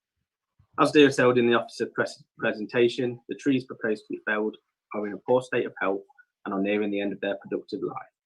Felling and replacing T1, T2 and T3 are in line with both national and local planning policies due to the recorded state of the tree and the applicant's willingness to replant similar trees at the next available opportunity. The relevant policies are referred to in the committee report, so I won't repeat them out today. It is pertinent to note that removal of these trees were not sought during the planning application for the new dwelling adjacent to the application boundary. However, should the trees have been assessed on an individual basis rather than as a group, the removal of the trees would have been sought due to the danger they represent to the dwelling. As were the 2 trees that were removed earlier this year, they were included as part of the full application. For the single dwelling, they weren't done without permission. Whilst we agree that the group of trees do offer a high value in relation to amenity, the trees proposed to be felled offer very little in contribution to this and are poor specimens when viewed independently. Overall, the amenity would be protected and improved in the long term should approval be given for replacing the dying trees. It is clear that all 3 trees are beyond any reasonable repairs which would bring them up to an acceptable standard and not negatively affect the amenity. Multiple branches would need to be removed, along with major parts of the trunk, which would more than likely kill an already diseased tree, as the amount of removal would leave a wound with the potential to become infected or infested. As the applicant explained, the application has not received any objections from the Council's Park Department, who comments that the trees are hollow, contain dead wood within the canopy and are suffering from ash dieback. Cholera dieback has the potential to spread through water splashes, potentially placing other trees within the group in danger. Throughout the application, we have discussed in detail how we can mitigate the immunity loss through the removal of these trees. It is within the interest of both the applicant and Woodall, who are aware of building the adjacent dwelling, to retain a high value immunity space to increase peer appeal and privacy. We are aware that any development or removal of habitat is a sensitive subject, and as such, the trees would not be removed until nesting season is over. Replacement trees will be planted within the next planting season and suitably staked as per British standards, which will help to ensure the continued public amenity value of these groups of trees. 30 seconds. Given the aforementioned considered approach we have followed overall, we would welcome your support in backing the recommendation, as well as the statutory consultees comments. In this instance, to approve the application, allow my client to secure the long-term value in a manner that benefits the site and wider borough without placing inhabitants and pedestrians at risk. Thank you for your time, and I look forward to answering any questions you may have. Thank you, Mr. Trowbridge. I've got 2 members showing they wish to speak. The first one is Councillor Ridgway, and the second one, Councillor Armitage. Yeah, thank you for that.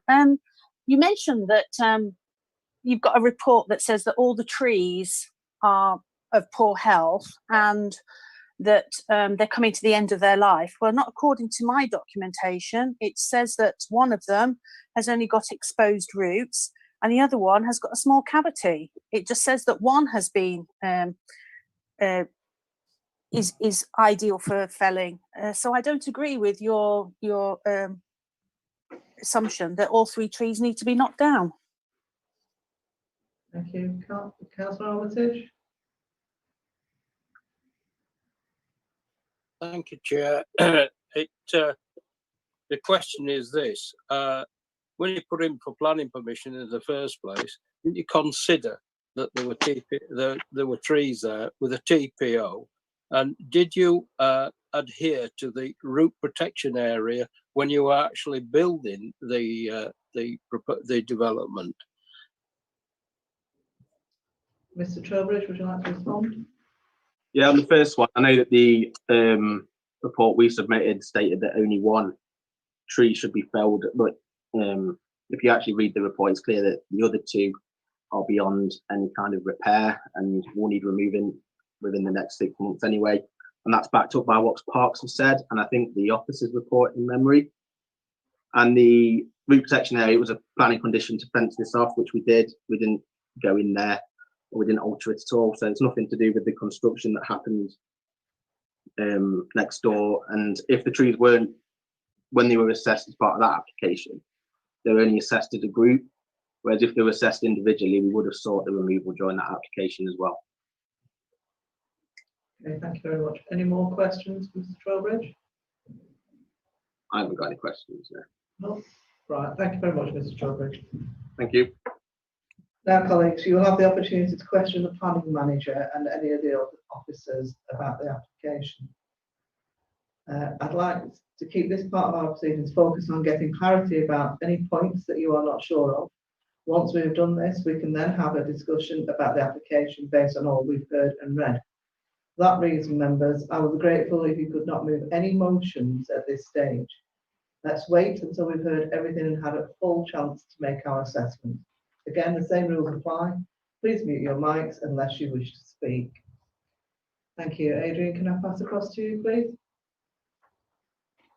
Yeah, happily take any questions, but just to advise members that in terms of the application, we have taken the advice of the council's own arboricultural team, and they came within the parks section of the council street scene team, and Kate Harris has advised that she would have no objections to the removal of the trees on the basis of what she's seen from a ground based survey. But just in terms of the process that members will need to go through, Chair, members first of all need to assess what amenity value the 3 trees have in terms of their wider character and how they provide some amenity to the area, bearing in mind that they're part of an area TPO, so there are other trees in and around them. You need to consider then whether the proposal is justified, whether there would be any loss or damage if you refused consent for the felling of the trees or works. You do need to consider the development plan issues, and they're set out in the officer report in terms of the local plan and the Wingworth, the Holding Moorside neighbourhood plan. You've heard mention of that in the representations to you. You also need to then take into account any expertise or expert opinion that's been offered. And finally, Chair, although Jim may be able to advise you better. We've lost connection yet again. So if Alan, if you can hear me, if you can arrange for IT to come around, I'd be grateful. And if you'd like, again, to take a short break while we try and get this rectified. Thank you. 5 minutes, Chair.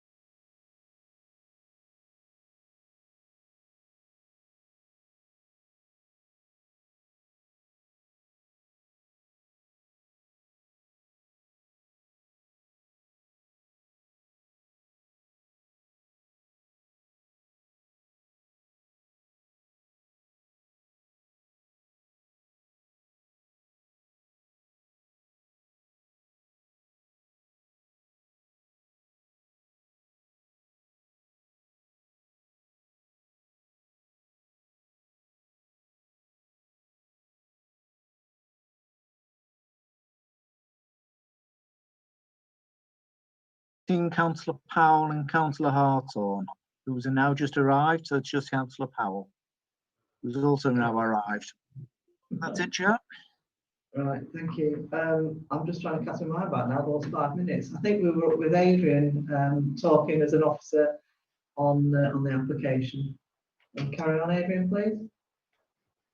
It's nothing that I'm doing at my end, Chair. The outbreak seemed to happen when I'm in the middle of saying something, so I apologise if it is.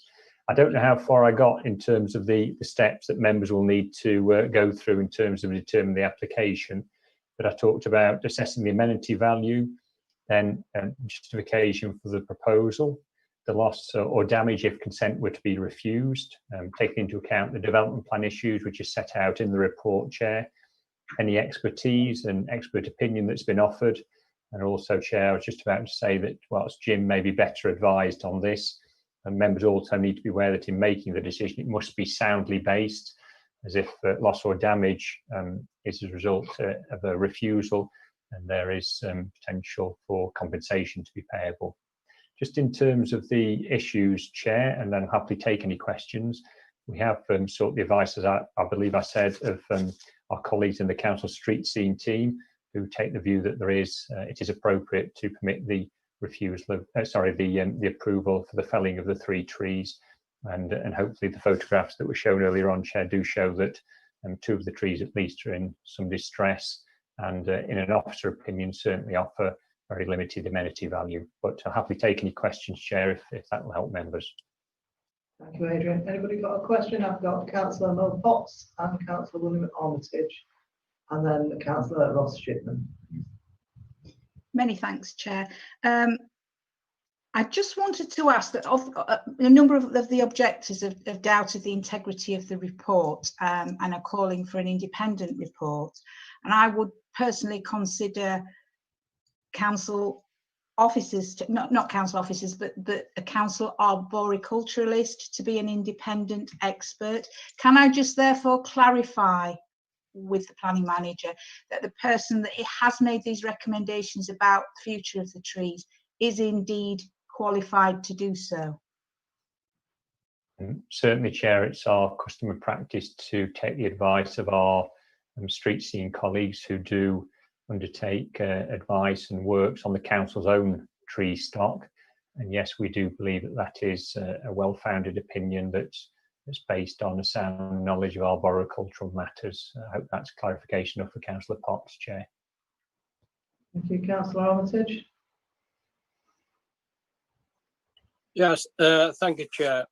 When this application, the planning application came in, did you draw, were the conditions as to regarding the TPOs and were the route protection areas, were they mapped out and were they policed? Did you check that they were the right size? Chair, there's two elements to this. First of all, members clearly need to assess the application before you. That's for the felling of the 3 trees, and to seek to take account of the conditions for the house to the north side of the brook, in my opinion, Chair, would complicate the matter unnecessarily. Having said that, Chair, the comment that Councillor Armitage made is in relation to the new house permitted to the north of the brook. What I can advise members is that was properly granted consent by the council. It's extant, and as far as investigations have shown, it is being built in accordance with those drawings, Chair.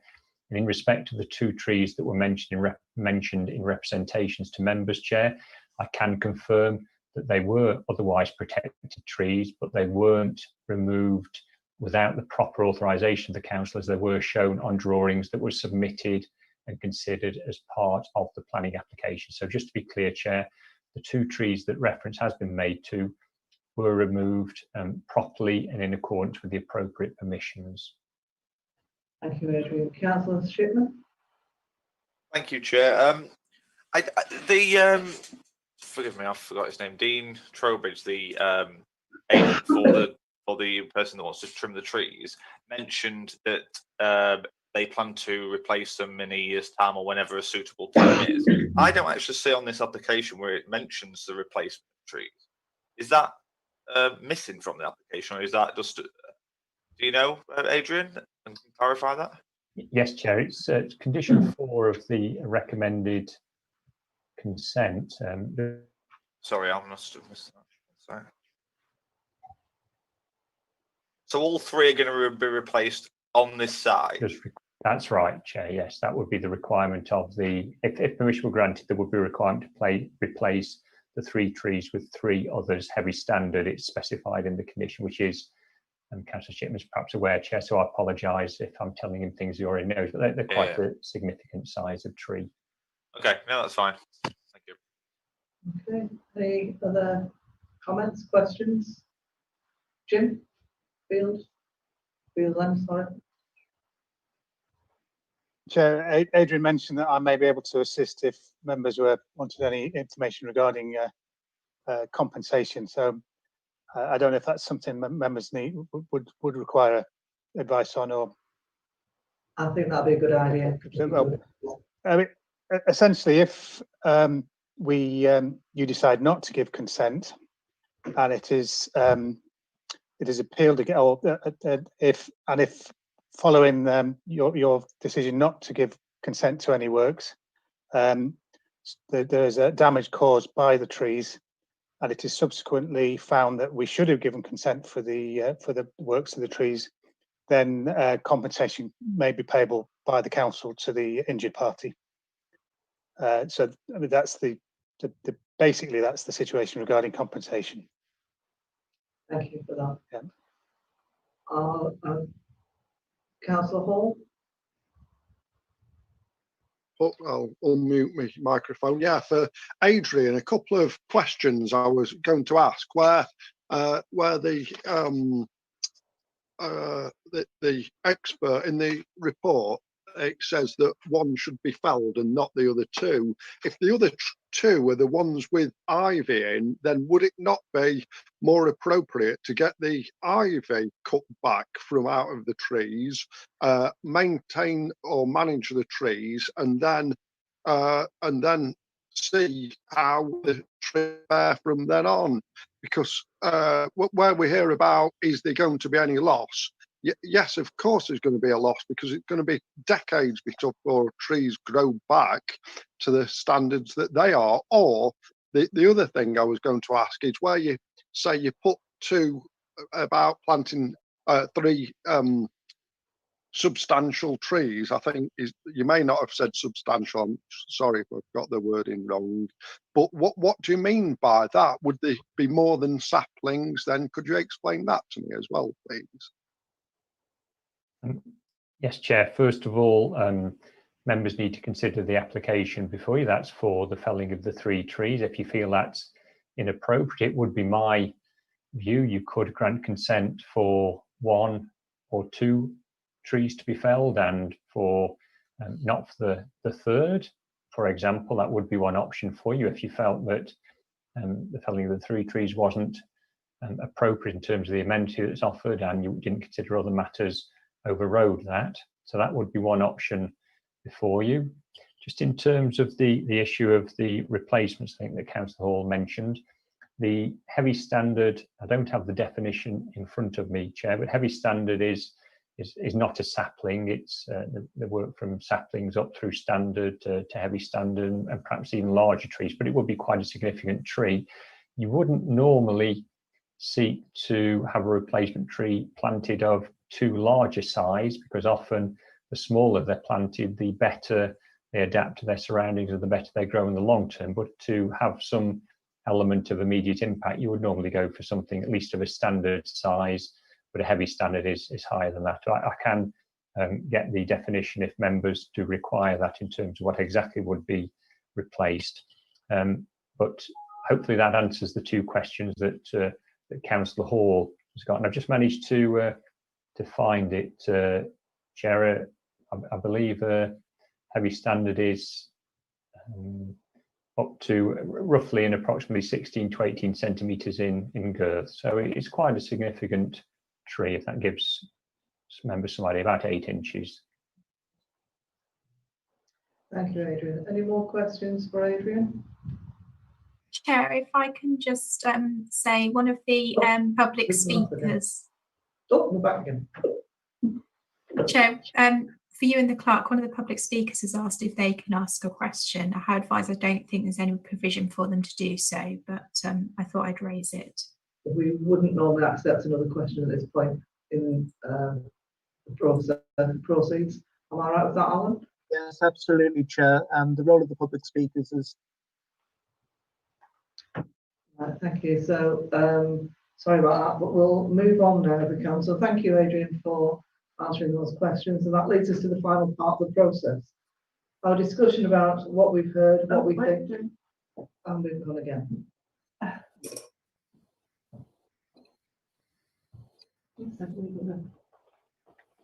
Sorry about this, we're down again. We'll just have a look at the cables, see if it's the cables again.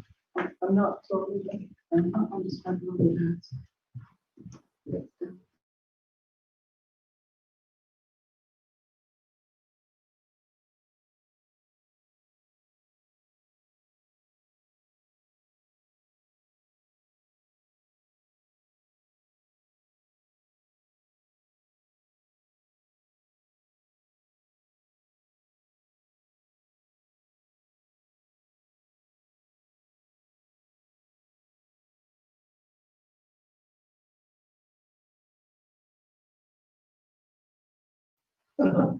Sorry, Chair, I was off for a moment as well. No, thank you. So we'll go back. Yeah, so we're now on to the point. We've heard what everybody's had to say and so on. So, oh, I've lost where I am now. We've heard about the rules and the round motion, so I'd now like to open the floor for debate. Again, you could please refrain from moving any motions until we've concluded our discussions. So, have we got any debates that want to go on this one? Councillor Ridgway? Yes, I'm horrified that this has been brought to the committee actually, because I'm very passionate about keeping trees, and I think as a planning committee we should be protecting the trees that have got TPOs on them, and we should be managing them, not just allowing people to come in who want to build houses and save their outbuildings to chop trees down. These trees have been there far longer than these buildings will be standing. Sorry, we've gone again. Faulty cable. No, it's not that one. It's the other one. Oh.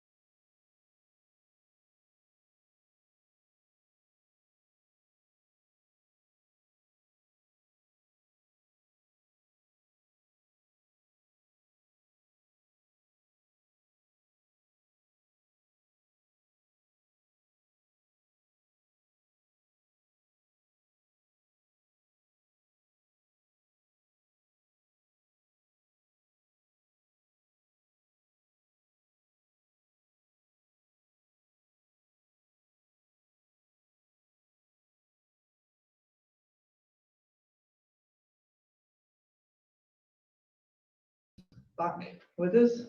Let's see how we go this time, see what happens. We've had a change of cable, so hopefully we should be all right. So I think we were on the debate about the trees. Is there anybody else that wishes to talk on this debate? Councillor Armitage? Thank you, Chair. I'd just like to, the TPOs were meant to be put in for, you know, protecting the amenity values of trees. And we've already had, it's been reported that 2 have been felled, and now we're wanting to fell 3 more. As I see it, the main problem with these trees is that they're smothered in ivy. If the correct management had been put forward earlier, these trees will be in good condition. All you have to do is to cut the where the ivy is going up, is to cut it through, so and leave a gap of about 6 inches so it can't reform. There are also signs that the trees have had barbed wire fastened across, and this is just crass ignorance on the part of people who own the trees. As far as I can see, there is 1 tree which is suffering from ash dieback. The others are, they should be okay, but it's a lack of maintenance on all the 3 trees. And surely, if they're on TPO, they should be inspected from time to time and people told to put them right. And it's like Councillor Ridgway has pointed out. What was there first, the trees or the house or the development? And that's something that we must take into consideration. I have, incidentally, I did at university cover aspects of forestry. I also managed 40 acres of commercial woodland, planting, thinning, and doing all the necessary work. And I recently went on a DALC training course, which covered things like ash dieback. So I'm more than, well, I know basically what I'm talking about. So that's that. Thank you, Councillor Armitage. Anybody else wishing to speak on this subject? Excuse me, Chair, just before that, is Councillor Roger Holsback, is Councillor Foster? Yes, Councillor Foster. Yes, thank you. Right then, I think we've heard everybody wanting to talk on this. So thank you very much for that. Having heard and read everything today and the officer recommendations before us, what is the view of the committee on the application? I'm now opening the floor to a motion. Anybody wants to put a motion forward?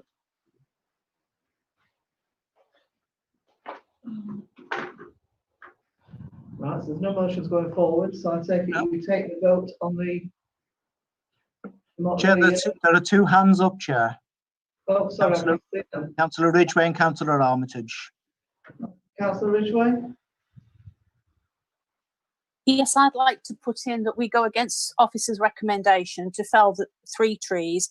I'm happy if the 1 tree that has got the ash dieback needs to come down, then I propose that we go ahead and chop that tree down, but make sure that a substantial tree is put in its place and the others are kept and maintained. Councillor Ridgway, Councillor Armitage? Hi, I agree wholeheartedly with what Councillor Ridgway says. Right, so you second Councillor Ridgway's motion? Yes. Thank you very much. Right then, so there's been a motion moved, it's been seconded. Just come in, Chair, before you take the vote, please. Sorry, you can, Adrian? Yeah, just in terms of the motion that Councillor Ridgway's put in, Chair, I'm taking it that the 3 that Councillor Ridgway is happy to... The recording has stopped. Oh, sorry, Adrian, can I just interrupt a moment? Amy, the recording has stopped. Are you aware? Yes, This Chair. meeting is being recorded. Should be back on now. It is, yes, thank you. Sorry, Adrian, do you want to continue?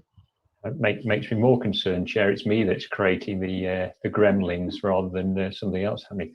The only issue I just wanted clarification on, Chair, before you take the vote is that the one tree that Councillor Ridgway is putting forward as to be felled is the T1, which is the tree nearest to the road. And that's just singly allowing that tree to be felled without the felling of the other two, which would be, Jim may be able to clarify this, Chair, but if that were passed, we would need to be very specific in how the decision notice was worded. And I can't see you, Jim, at the moment, but it would be along the lines of issuing a split notice, which split decision, which I believe we can do with trees. But if there's any clarification on that or necessity to seek members' clarification on that, we would need to deal with that as we go along. But that would be my suggestion if members were minded to accept the recommendation to issue a split notice allowing the felling of one tree and refusing the felling of the other two. Just before I bring Jim in, can I bring in Councillor Potts, please? Yes, Chair. I just wanted to ask the proposer of the motion. Is it going to be enforceable to make the tree owner maintain? She referred to maintenance of the two other trees. Is it technically going to be possible to enforce that? Because if it's not, we could just end up in a position where the trees are left, purposefully or otherwise, until they become unstable, and then who knows what happens. That gives me concern that you're saying maintenance, but if we haven't got the powers to enforce that, I can see issues there. Right, can I bring Jackie back in? Can I bring Councillor Foster in, please? Yeah, I mean, as far as I'm concerned, if it's a TPO, it's covered by this council. The council are the people that have to maintain it. As Councillor Armitage referred to before, these trees have got a protection order on, and it should be down to us to be maintaining those trees. So when I say maintain them, it is down to us to maintain those trees because they've got the protection order on them. Right, can I was intending to bring Councillor Foster in first before you responded, but never mind. Can I bring Councillor Foster in and then Adrian, please? Yeah, I was going to speak on a different point, but on that last point, I don't think there's any way that the council, I think the idea is where those protection orders stop people chopping them down. I don't think the district council maintains those trees, those private trees on people's private land. I don't think that happens, but I'm sure officers will come in on that. I've got the same concern as Councillor Potts. How can we enforce that people manage the trees correctly? So that's a concern of mine. My only comments on this, I put quite a lot of weight on Jim Fieldsend's comments that it could put the council open to compensation if we make the wrong decision and these do create damage to someone's property or person. So that's a concern. Another one is I'm happy to take the opinion of our own experts, our own workers on the trees, and if their view is as it is, I'm happy to take that. And as for replacing the trees, if they're being replaced by heavy standards 7-inch in diameter, they are substantial trees. I'm happy that we've still got trees there that will again become healthy trees, and they'll be in the correct place. So those are 3 comments I'd like to make. Thank you. Can I bring Adrian in, please? Just going to address the issue of maintenance, Chair, but Councillor Foster's actually covered that primarily. The reason for the TPO is to give the council formal control over works to the trees, but it doesn't pass responsibility for maintaining the trees from the owner to the council. That still rests with the site owner. And just the point that Councillor Potts made is the council doesn't actually have any powers to require proper maintenance of the tree. All it can do is to control, for want of a better word, works to the tree, but all that responsibility for good maintenance and good arboricultural activities rests with the owner.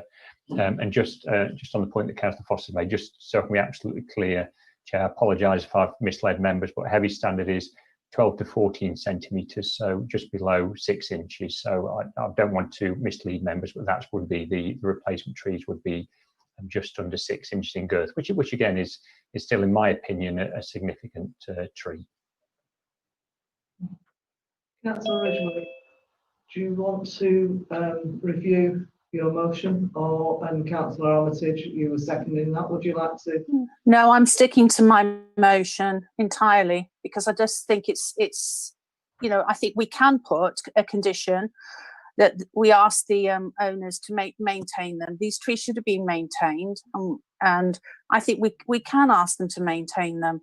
And I think, you know, to chop down 3 trees unnecessarily is abhorrent. And I think, you know, if we allow this to happen, then we may as well allow every single tree on every single planning to be chopped down. That's my view. Before I bring Councillor Armitage in, can I bring in Councillor Hall? Hi, I've got one concern regarding the maintenance and what Jim Fields has said. It's all right him saying that if we go against officer's recommendation and don't allow the owners to cut the 2 trees down, I am in favour of what Councillor Ridgway has said about one being felled and keeping the others, but we also need to be minded that the owners need to maintain the other trees. It's all right them saying, well, we're going to leave the ivy to grow until it kills the trees off or whatever, whether they would say that or not. But what occurs if the owners of the trees do not maintain the trees and do not cut the ivy down, and then if something were to occur to the trees, could they then turn around and say, well, it's the council's fault? Whereas could we then turn around and say, well, it's your fault for not maintaining them? Where is the comeback with something like that, please? Either for Adrian or Jim to answer, if you don't mind, please. Is that one for you, Jim? Sure. Is he still here? Yeah, I'm here. Yeah, sorry, just turning my mute off. I mean, that's a very difficult question to answer. If it came down to who's to blame for any damage caused by the trees, a court would look at what the condition of the tree is now, and whether the failure of the council to grant consent has led to the damage. But it would also look at whether the failure to maintain in the future has led to a worsening of the tree, which has caused the damage. So I think it's not a question that I can answer with any degree of certainty at this stage. You'd have to look at the actual condition of the tree now and the condition of the tree as a result of the failure of the maintenance in the future as a whole, and that may point to the council being responsible, or it may point to the owner being responsible. It's impossible to say at this stage. Okay, thank you. That's what I wanted to know, that the council could then come back and say in a year or 2 or 5 years time and say, you've not maintained the trees, so you have to take all or some of the responsibility. Okay. I think the longer this goes on, and the longer they fail to maintain, that is likely to be the council's position when looking to defend its position if there is a compensation claim. Okay, thank you. Thank you. Is there anybody else want to speak? Councillor Potts? Sorry, I was just going to say, can we move to vote, Chair? Well, we've still got somebody else to speak. Sorry, Councillor Hartshorn. Yes, Chair. Apologies, I had to sign out and sign back in, so I've missed the motion. I've no idea what's actually been proposed. So can we just have a repeat on that, please? Before we go As I understand the Chair, essentially the motion at the moment is that permission be given for for cutting down the tree which has been affected by ash dieback, with the condition that a substantial replacement tree be put in its place, and that the second part of it is that against officer recommendations, the 2 other specified trees not be given permission to be cut down. Is that the essence of it? I think it is, as far as I recall. I've just got one more speaker on this and then we'll move to the vote. Councillor Anglin. Can I just ask you, Adrian, if, say, we go ahead with Councillor Ridgway's motion, could we not place something there that the owner is liable in a way to look after those trees within a set time and that it would be looked at to see that that work has been carried out. Now, I don't believe that the council has those powers to require certain works to be done. All the council's powers are that, and again, Jim will correct me if I'm wrong here, I'm sure, Chair, but if there's any willful damage to the tree, then that would be another matter, I think, in contravention of the tree preservation order. But just to set a minimum, I don't believe that the council could properly say to an owner of a tree otherwise protected that you will do certain works to ensure its long-term health and safety, Chair. I don't believe we have the powers to do that.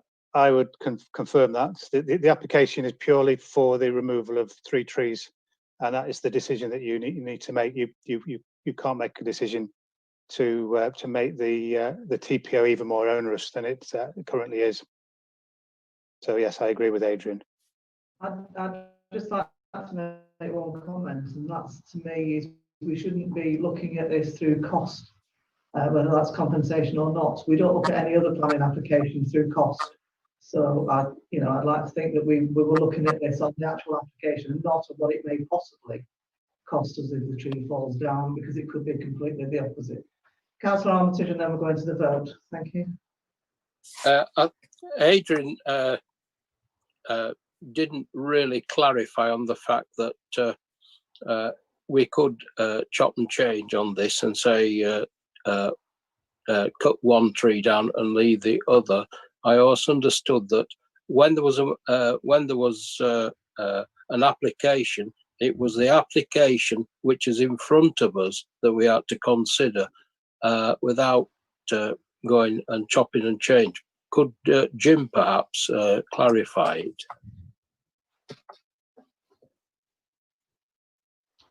Yes, so the application is for consent to remove 3 trees. So you can either consent to all 3 trees being removed, or 1, 2, or none of the trees being removed. So you can. They are the decisions that are available to you.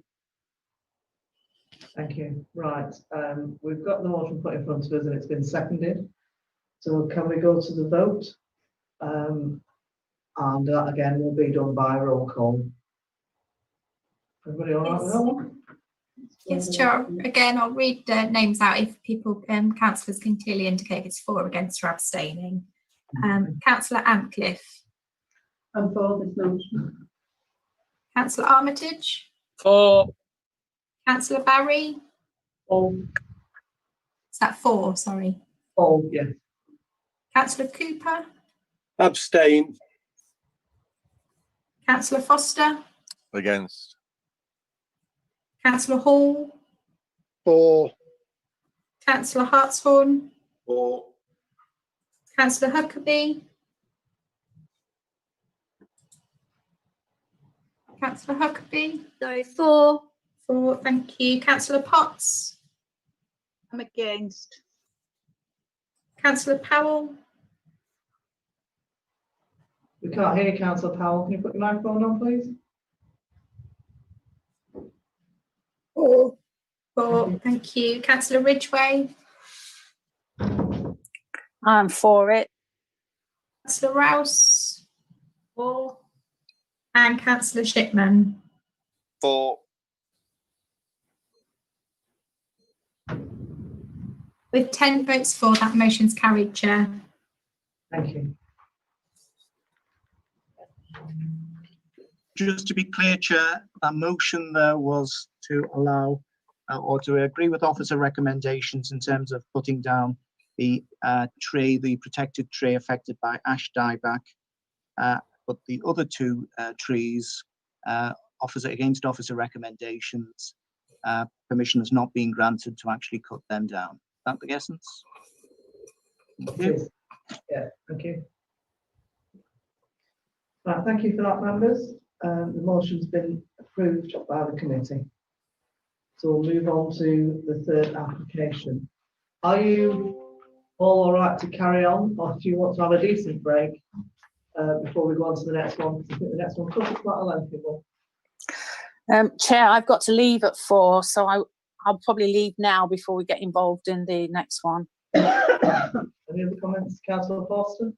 Yeah, is it possible we could defer this and set another date for this? Because if we're missing one member already, and we're already 10 to 4 here, if this is going to be, we've been 3 hours on a tree and a tree application, and also the one with the fleur-de-lis. This looks a lot lengthier and a lot more in depth, and I think it probably deserves a lot more looking at than people have got time to give. I second that. Probably an easy decision though. I tend to agree with you. However, we do have speakers here that have taken the time to come out of work or whatever. So I think we need to give some due consideration to it Okay. before we make that decision. Okay. Can I ask Alan for advice on that one, please? The essence of it, Chair, is that if members wish to move a motion to defer the item, they could do so. And if it was seconded and voted for, then the matter will be deferred. But I think you've made a fair point that obviously we do have other speakers here from external bodies and members of the community. So it's really down to the members as to whether they wish to press on. I don't know whether Adrian's got any views in terms of the specifics of this. Yeah, all I would say, as Alan said, it's a matter for members, absolutely. You do have, I think there's 8 speakers down to speak with you. Alan can perhaps confirm that, and the applicants have been looking for a decision on the application for a while. It's been put back and been caught up in the COVID-19 issues. Just ask members to take that into account, but ultimately it's a matter for you as members. But I don't think it will be a straightforward application that will be dealt with in a short space of time. Make it, members, that there's 9 speakers. Right. Is there any chance that yourself or Amy could speak to those speakers to get their viewpoints so that we're taking them into consideration before deciding what to do? I'm not sure how practical that will be at this late stage, Chair, in terms of sort of literally instantaneously. And obviously, I mean, we could try, but I think actually the essence of it is do members feel as if they want to continue this now? I mean, there is the issue of obviously you've got people who have actually wanted to come to this meeting today for it, and for everything that Adrian's just said. I'm not sure in the circumstances, yes, we could ask people, but whether that just puts them on the spot. I'd like us to. Councillor Hall? Yeah, I agree with Councillor Hall. I want to continue. Sorry, can we just I do. Councillor Hall? Sorry.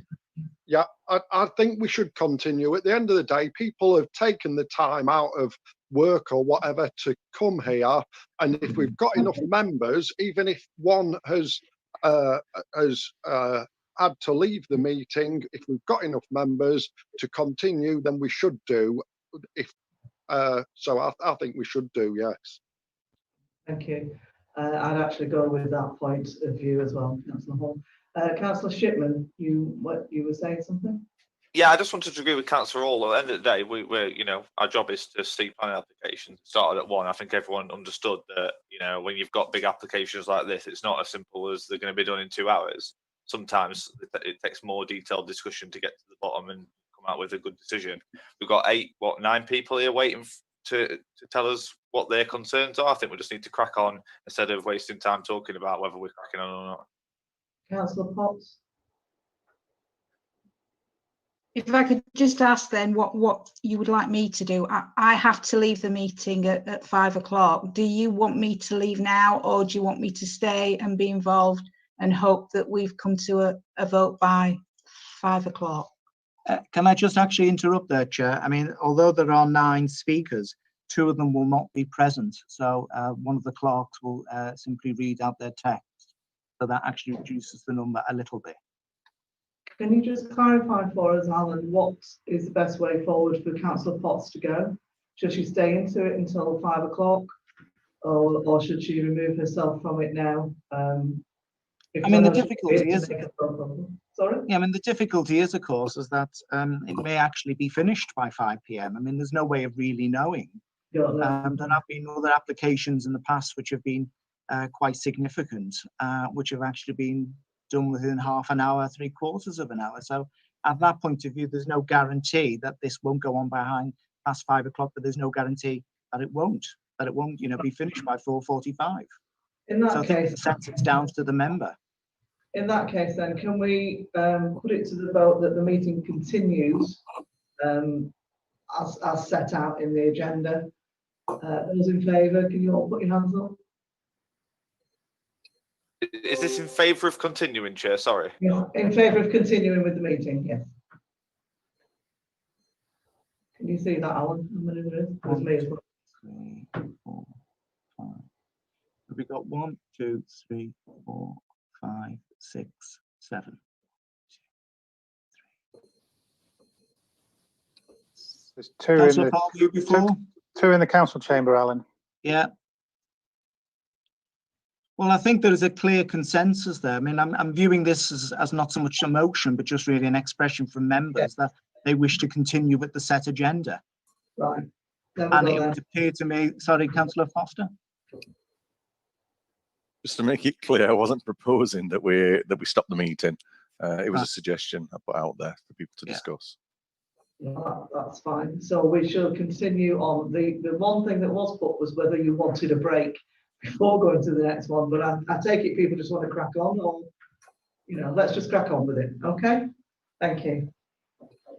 So the third application is NED/18/01278/OL, and it's Cottage Farm, Matlock Road, Wessington. It's a conversion of existing car sales and storage buildings to create a farm shop, a garden centre, restaurant and tea room, erection of a holiday lodge complex with reception facilities, construction of a village hall, and formation of a new access, and that's classed as major development. Land surrounding Cottage Farm, Matlock Road, Wessington. So just to confirm, once again, that in line with our normal practice, I'm going to ask planning officers to tell us about the late comments, reports that have been produced, and for the planning manager to give a brief presentation showing any photos and plans of the site. The meeting facilitator will share the presentations on screen, and this means I might not see you. So therefore, I will allow for the officers to complete their presentation and ask members to reserve any points of order or questions about the process until the end. There'll be plenty of time for discussion later on. Adrian, would you like to start the application, please? Yes, thank you, Chair. Again, if I can ask Amy for help in terms of bringing up the presentation, Chair. Just first of all, need to advise members of the significant late representations that were emailed out yesterday and which are accessed on Modern Gov. They include, Chair, a full list of recommended conditions and also, Chair, comments made by the applicant who's unable to attend the meeting this afternoon. Just in terms of the details, Chair, this has been an application a long time in the making. As members will see, it's got a reference number back to the very end of 2018. It's gone through a number of iterations, but as you've just outlined, the application is now an application in outline except for the issue of access, and it's for the conversion of a building to a variety of uses, the provision of a holiday lodge complex, and for the provision of a village hall and community shop. So if I just ask Amy to move on to the first slide, please, Chair. As is customary, the area that's hatched is the application site. I set out in the report, you can see the other elements of Wessington to the east and the southeast, and the area just opposite the road, Winstains Green, is an area of recently constructed housing. The detached element of the site is the proposed area for the village hall, whilst the rest of the site, which we'll come to in a second, comprises the building to be converted and the area for the lodge development. Thanks, Amy. The next slide, Chair, is just a depiction of that on red and blue lines, as members will be customary. And the red line, the application site, and the blue land, which you can see there, is of the land that the applicant claims control or ownership over. The next slide, Amy, please. Back in 2018-2019, Chair, the applicant sought consent for this scheme, which, as you'll see, as we go through this, comprises a much larger scale of development. In this instance, sought consent for housing and a large hotel cum spa complex. But following negotiations and discussions with officers, that scheme has been pared back to the scheme that's going to be on the next slide. and which is the one that members are being asked to consider. And that is for the scheme now that seeks consent for the conversion of the building that's outlined with the letter E there, and that's to be converted into the visitor reception for the lodges, farm shop and garden centre sales area, and associated eating facilities. Then combined with that, in outline, there's the areas of parking, then the area to the southwest of the site, which is now purely for lodge development. And as you can see, the area for housing that was on the originally submitted scheme has been removed. But just to be clear, Chair, the application is in outline with only the matter of access reserved, but this is the indicative layout that's proposed. And should consent be granted, there is a condition recommended that would require the development of the site to be in accordance in terms of the uses with this indicative layout. Just finally, Chair, and before we go on to the other slides, the area A, which is at the southeast corner of the site, that is the area where the village hall would be located. Yes, please, Amy. The next slide, Chair, shows the new access point to the north of the site. Now this, Chair, as members will be aware, does show a right turn harbourage. Well, actually, the Highway Authority does no longer necessarily require that level of infrastructure and is happy to accept a modified access provision, but it would all be within the highway limits, and the conditions would allow the local authority to retain control over the exact detailing of the access point. Just one point of reference, Chair, at the centre of that slide, there are some words that I can't quite make out here, but it's got an arrow pointing towards it, and that shows the existing change from 40 miles an hour to 50 miles an hour. And that'll be important for when we get to the photographs later on, if I could ask members to reference that and actually note that the access is on the 40-mile-an-hour side of that notional line across the road. Thanks, Amy. The next slide is another one similar to that, Chair, just showing how the access may be laid out. And the next slide, Amy, please. Just for sake of completeness, Chair, I did say yesterday at the site visit that I would include in the presentation the extract from the Wessington Neighbourhood Plan, which outlines the site, part of the site, which is shown there in red. So the building within that red area is the building that would be converted as part of this scheme. So that's the area in the neighbourhood plan that does point to permission being granted for business or tourism related redevelopment. So that's just for sake of completeness, Chair, that is referenced in the report. We'll now go on to a series of photographs that we saw much of this yesterday on the site visit, Chair, but this is a picture, and the next three slides are all of the field where the lodges would be located, and they pan round from south. And if you can keep going, Amy, please, round to the west, and that shows the area of rising ground to the west, and then that's looking north. And the hedge, as we discussed on the site visit yesterday, is the limit of the lodges, and beyond that would be the play area and parking provision that would be associated with the lodges. And again, we'll come back to that at the end, the last photographs, where we'll look back towards that hedge and the proposed parking area. Thanks, Amy.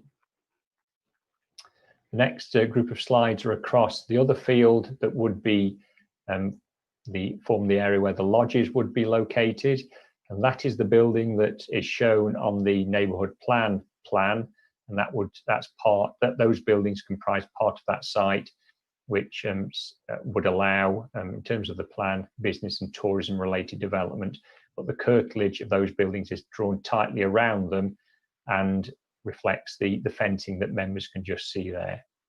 Thanks, Amy. We're now panning round to the south of that same field. And again, Amy, please. So the boundary of the site for the lodges would then be that hedgerow there. And now, Amy, please. Moving back to the site proper, the green buildings there, that is the building that would be retained and converted, and its apron where the cars are currently parked, that would be the parking area as shown on the indicative layout. The house to the right, that house and the area where the photograph's been taken does not form any part of the application site. It's within the blue land. That is the area that's currently affords access to the building that you can see there, the green building, and the car parking area where cars are stored in connection with an internet car sales business. Thanks, Amy. And that's just panning around further to the west across the site. Just members can note the poplar trees in that photograph. And these next panorama of slides, Chair, is the area where permission has been granted in most part for housing. So the area that you can see there is part of the site where consent has been resolved to be granted for housing, but the section 106 has not been signed. So the permission that was resolved to be granted for that part of the site for 5 houses is still not granted. And if you can sweep round to the next slide, Amy, please. We're now looking towards the houses on Spring Gardens in the distance, and in the very apex of this field, so you can just see in the centre left there, that is the location for the village hall. But the rest of that site has extant permission for housing, subject to the area of that field that I've just mentioned that has got a resolution to grant, but the permission has not actually been granted. Thanks, Amy. That's just the further extent of that same field. You can now just see the houses on Winstaines Green there. This is taken from the point at the very southern tip of the site. So those are houses built on the former nursery, and they comprise Spring Gardens. Houses on the left are traditional housing within Wessington Village. And if you just go to the next slide, Amy, we're now panning round to the west. So where that, beyond that hedge, is where the village hall would be, and the access into the village hall and the extant housing is just beyond that 40.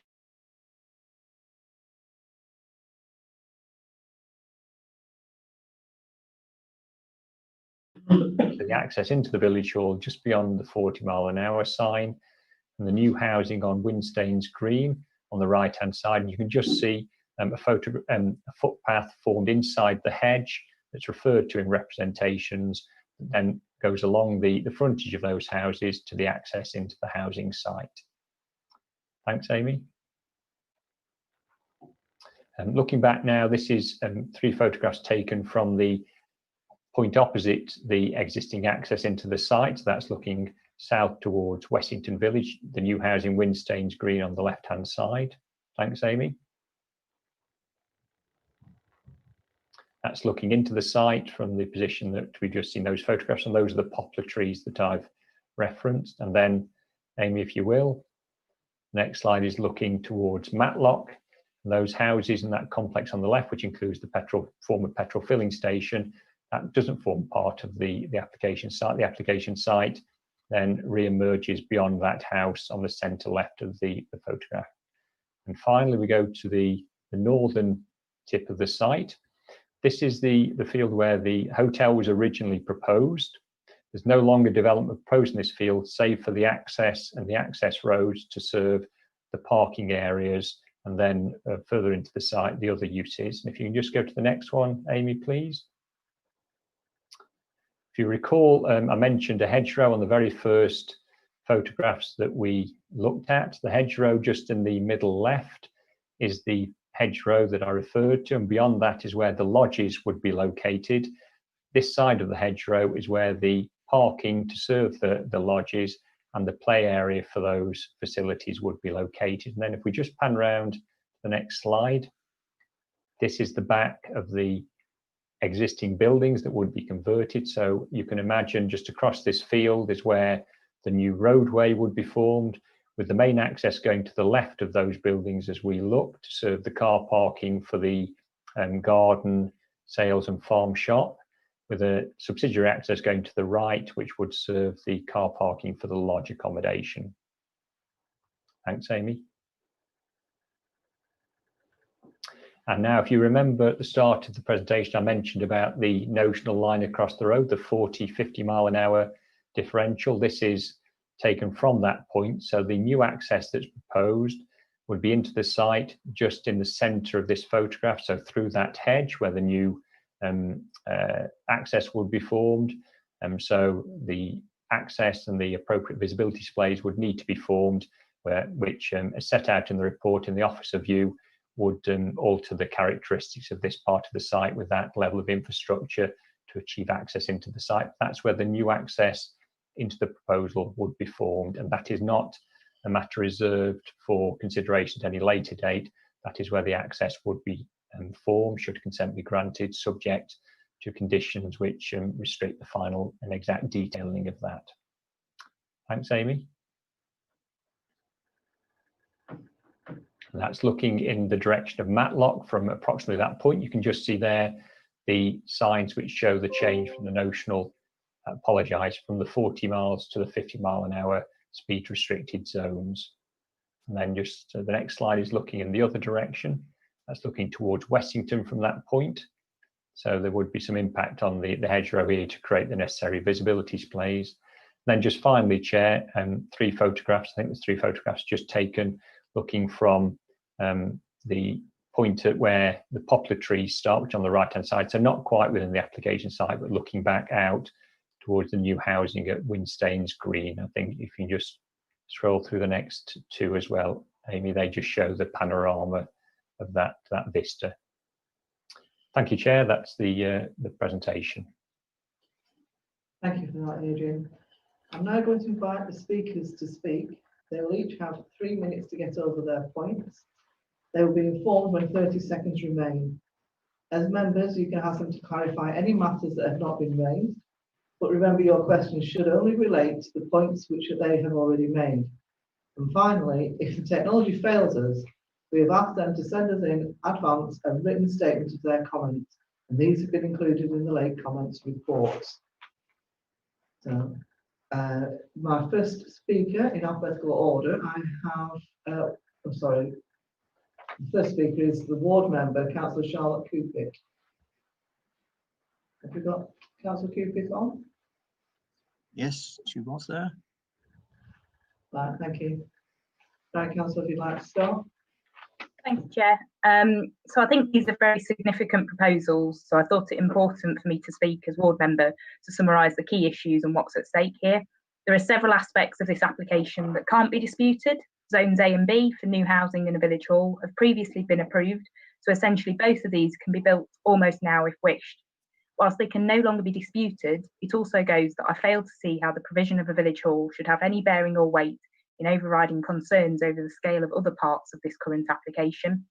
So the issues and the basis of the objection for me arise for me from a few of the other major aspects, which has been somewhat of a shifting picture, but is namely now the proposed holiday lodges and additional highways entrances. These plans are proposing 2 new accesses alongside the existing one onto the very dangerous Matlock Road. To me, there's been no justification put forward for the creation of that proposed new top access. There's a lack of detail around it, and I'm incredibly concerned that that new access would be hazardous as it's just before the winding point of the road. I hope it's also not just me that sees the irony here of the proposals to invest in highways solutions to try to mitigate problems that this development would massively aggravate. I also think the creation of a new formal access here would damage and urbanise the currently clearly rural character as you enter and exit the village, which is also the entrance and exit to our district. In a similar way, the proposed holiday lodges under Zone G would also cause, I think, irreparable harm to what is currently valued green fields and sloping countryside. Even the neighbouring council, Amber Valley, has highlighted that this proposal is inherently unsustainable, would cause harm to the rural landscape and would be better suited to being near a level 1 settlement. Wessington is level 3, and it's devastating to me that whilst these proposals are trying to establish a rural holiday destination, if they're passed, they'd actually damage what they're trying to promote. With this, given that these are such drastic proposals, and as granting permission today, albeit in outline, would confirm the principle of these plans, I've got grave concerns over the detail we're currently being presented with. This application has changed wildly from what was first submitted, which included the hotel and spa, and the plans have constantly been changing further, right up to further amended plans just 2 weeks ago, which apparently removed proposals for housing in Zone C for now.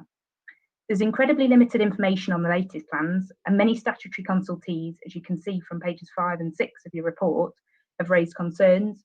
As one example, there's no information on how the holiday lodges would be used or detailed plans for them. There's no wonder many residents fear these could eventually be houses in disguise. Therefore, I have to conclude that this is a very speculative, substantial proposal which would have a transformative effect on the small rural village of Wessington. I've really tried to weigh this up, but given the considerable scale of the proposals and the impact they would have on the open countryside, I can't conclude the plans would be a good or positive transformation. So I urge the committee to refuse this application. Thank you, Chair. Thank you, Councillor Cooper. Has anybody got any questions for Councillor Cooper? No? Oh, Councillor Hall and then Councillor Powell. Yeah, hello. Yeah, good afternoon, Councillor Cupid. You've got concerns regarding highways, but in our notes it says the DCC have not objected to it. Would you, in your opinion then, would you rather see less accesses or no accesses whatsoever? The other point is, considering that there is already planning application on this site, do you consider what is proposed excessive to what is already in place, what has been granted? Thank you, Chair. Do you want me to answer, Yes, Councillor Hall? please. Yeah, thanks, Chair. Thank you, Councillor Hall. Yeah, I think it's, I think my view is, you know, as I say, lots of parts of this application have already been approved. As I mentioned, A and C, the village hall, the housing, and also the actual brownfield site of the Proctor development, well, currently the Proctor cars. So I've not really got a problem with those. I think it's the rest of it, essentially, particularly the holiday lodges and the creation of the additional accesses to feed those holiday lodges and potentially other things in the future that make this excessive. And that's why I think, as I've mentioned in my speech, I have tried to weigh this up. But I think overall this is too excessive for the area. Just in terms of the highways question that you asked, I guess that's over to highways. I think Councillor Barry Lewis has submitted comments which the chair is reading, or the clerk's reading later on. And I think he's commented more specifically on the highways issues because he's been looking into that. But I just think that in that position, whilst highways haven't objected, my local opinion on it, and I know the opinion of local residents, is that that additional top access is a step too far and will create a lot more issues than it will solve, as well as having rural damage. I think that's everything, Councillor Hall. Thank you, Councillor Powell. Thank you, Councillor Cooper. You mentioned the matter of the village hall, which has already been approved. Could you just give some context to that in relation to why it is now included in this one? Yeah, there's quite a long history on the village hall, and I think a few of the speakers are going to sort of expand on that further, so they may be better sort of placed because they've been directly involved. But as far as I'm concerned, I have no problem with the installation of a village hall. I think that's fine if people want it, but I'm not sure that the extent of the rest of this development is an appropriate price to pay for the village, and it has already got permission or previously had resolution to grant at planning committee. I think it was, Adrian might be able to clarify, but I think it was about 5 or 6 years ago when the housing was passed. So the principle of a village hall has been approved in the past. Therefore, if the applicant wants to get on and do it, that's fine. But I don't understand why you need 50 holiday lodges to accompany that. That's probably reducing it to. Thank you, Councillor Cooper. Any more questions for Councillor Cooper? Thank you. We'll take the next speaker. And the next person I have on my list is Charles Allett. Have we got Mr. Allett? There you go. Hello, can you hear me? Hello, Mr. Allett. Yes, we can hear you loud and clear. If you'd like to start now, you can do, please. Okay, good afternoon. I was one of the steering group of 6 who, after 3.5 years of hard, dedicated work, helped deliver the Wessington Neighbourhood Plan, owned by the village, reflecting its views with a 96% vote in favour, the highest turnout in North East Derbyshire at the time. Wessington has grown in size by 42% in the last few years, and its residents have had enough. To quote the Planning Inspectorate ruling on the 23rd of March 2018 on Back Lane, the continued unplanned expansion of Wessington Village into the countryside would not preserve the environment and would not, in my opinion, improve the quality of life for the local community. Your own North East Derbyshire Council Plan 2019 to 23 in your aims state enhancing our residents' quality of life and protecting and promoting the character of our district. All this conflicts with this monster of a plan. The school is heavily oversubscribed with no room for expansion, and there is no direct bus service to other villages. To quote the same planning inspector, it's clear from Derbyshire County Council consultation, the school will not have the capacity to accommodate the projected 3 pupils. That's just 3 pupils. Once the holiday lodges have become permanent homes, the village has no supportive infrastructure. I would remind you that at the Reserve Matters meeting on the 3rd of December 2019, some councillors on the planning committee openly said they wished they'd not originally agreed to the housing on part of this greenfield site. Therefore, let's not approve this application, which would take a lot more of our countryside and green fields.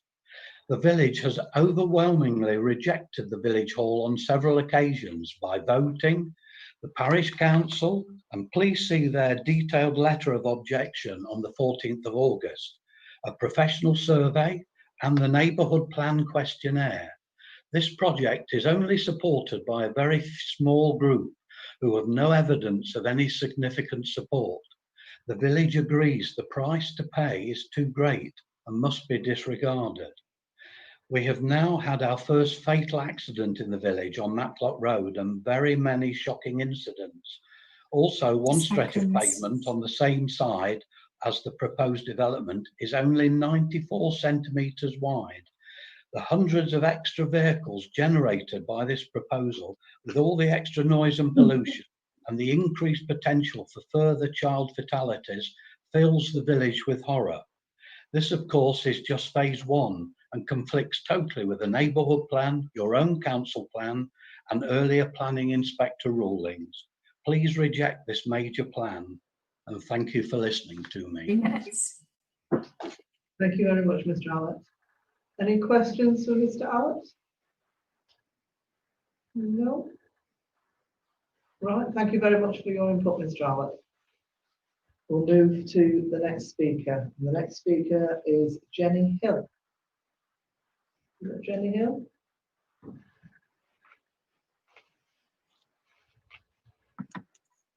Is she not here, Chair? Yeah, she's just come on there. Yes. Thank you. If you'd like to start, you've got 3 minutes from now, Jen. Thank you. Good afternoon. The A615 runs directly through the village of Wessington. It is an extremely busy, fast and noisy stretch of road. Wessington has a history of concerns regarding the highway, which have been raised on a number of occasions with local councillors and the Highways Department, including pedestrian difficulties, dangerous overtaking, speeding and noise. The stretch of road to the southern aspect of the village also saw a fatality in 2019. The scale of the proposed retail and tourist accommodation is likely to create considerable vehicle movements, including light and heavy goods vehicles, putting further pressure on this difficult stretch of highway and increasing traffic noise for residents. The parish council and local councillor are currently working with the Highways Department to raise concerns associated specifically with this section of the road where the developer plans to create 2 new additional access points. The completion of the Wistanes Green development, which sits directly opposite the application site, has already exacerbated existing highways issues in the village. Residents of Wistanes Green development have already reported numerous incidents to the parish council, including over 15 near misses and 2 actual collisions in a single 12-month period, mostly related to residents pulling into or out of the housing development. The lack of consideration for sustainability within the application of the location will create a reliance on car travel to and from the site. The village is serviced by a limited bus service, There is no provision for cycling, and the site has no feasible pedestrian routes to ensure linkage and integration with the village. Indeed, the development sits almost in isolation from the natural village centre. The northern access point will cross farmland and extend approximately 800 feet from the settlement development limit on the edge of a 50-mile-per-hour zone. In order to provide adequate visibility display, large sections of native and mature hedgerows and trees will need to be removed, significantly changing the visual appearance and appearance of the village. 30 seconds. The neighbourhood plan states future development must ensure that it does not exacerbate the existing highways difficulties. Despite this, the application lacks detail and thorough assessment and contains no mitigations to address concerns outlined, those within the neighbourhood plan or those raised by the Highways Department. So in summary, the scale of the application is not in keeping with the infrastructural character of the village. 3 minutes. Thank you very much. Sorry, thank you. Thank you very much for listening. Has anybody got any questions for Jenny Hill? No? All right, I'd like to thank you for taking the time out to come and speak to us today. Okay, so the next person I have on my list is Councillor Barry Lewis. Yes, Chair, he's unable to be at the meeting today, which you'd have liked it to attend it, but has asked for his text to be read out. Shall I do that now? And can you still hear me, or would it be better to have someone else? Shall we ask Amy? We had problems last time, didn't we? If that's all right. Would you be able to do that? Thanks. Yeah. So this is from Councillor Barry Lewis. Unfortunately, I cannot be there for this application, but I would make the following points. This application is clearly using the outline application process to mask a multitude of complexities, ill thought out aspects, poor design and layout, poor access egress to the development, and does not address agreed national and local targets to reduce CO2, and in my opinion, is trying to establish a precedent for high density development that could be changed on subsequent iterations and applications to potentially remove lodges in favour of houses and so on. Whilst I accept that the committee can only judge the application before you, and elements of what I've pointed out are not considered material, I would challenge back that in the spirit of sustainable development, this application would fail that test for the community of Wessington, our peak fringe countryside, and impact adversely on our local highways infrastructure and significantly increase CO2. I can accept that there are established elements to the development, including some housing, the village hall, and a local shop from a previous successful application.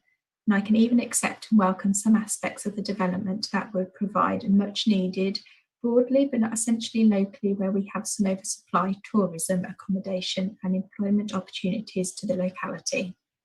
However, developments that seek to provide high quality tourism and accommodation complexes are usually well thought out, with well considered landscaping, have a well considered internal layout of an appropriate density, give thoughts to sustainability and to providing green transport infrastructure for cycles and other low carbon transport. This clearly fails all those tests.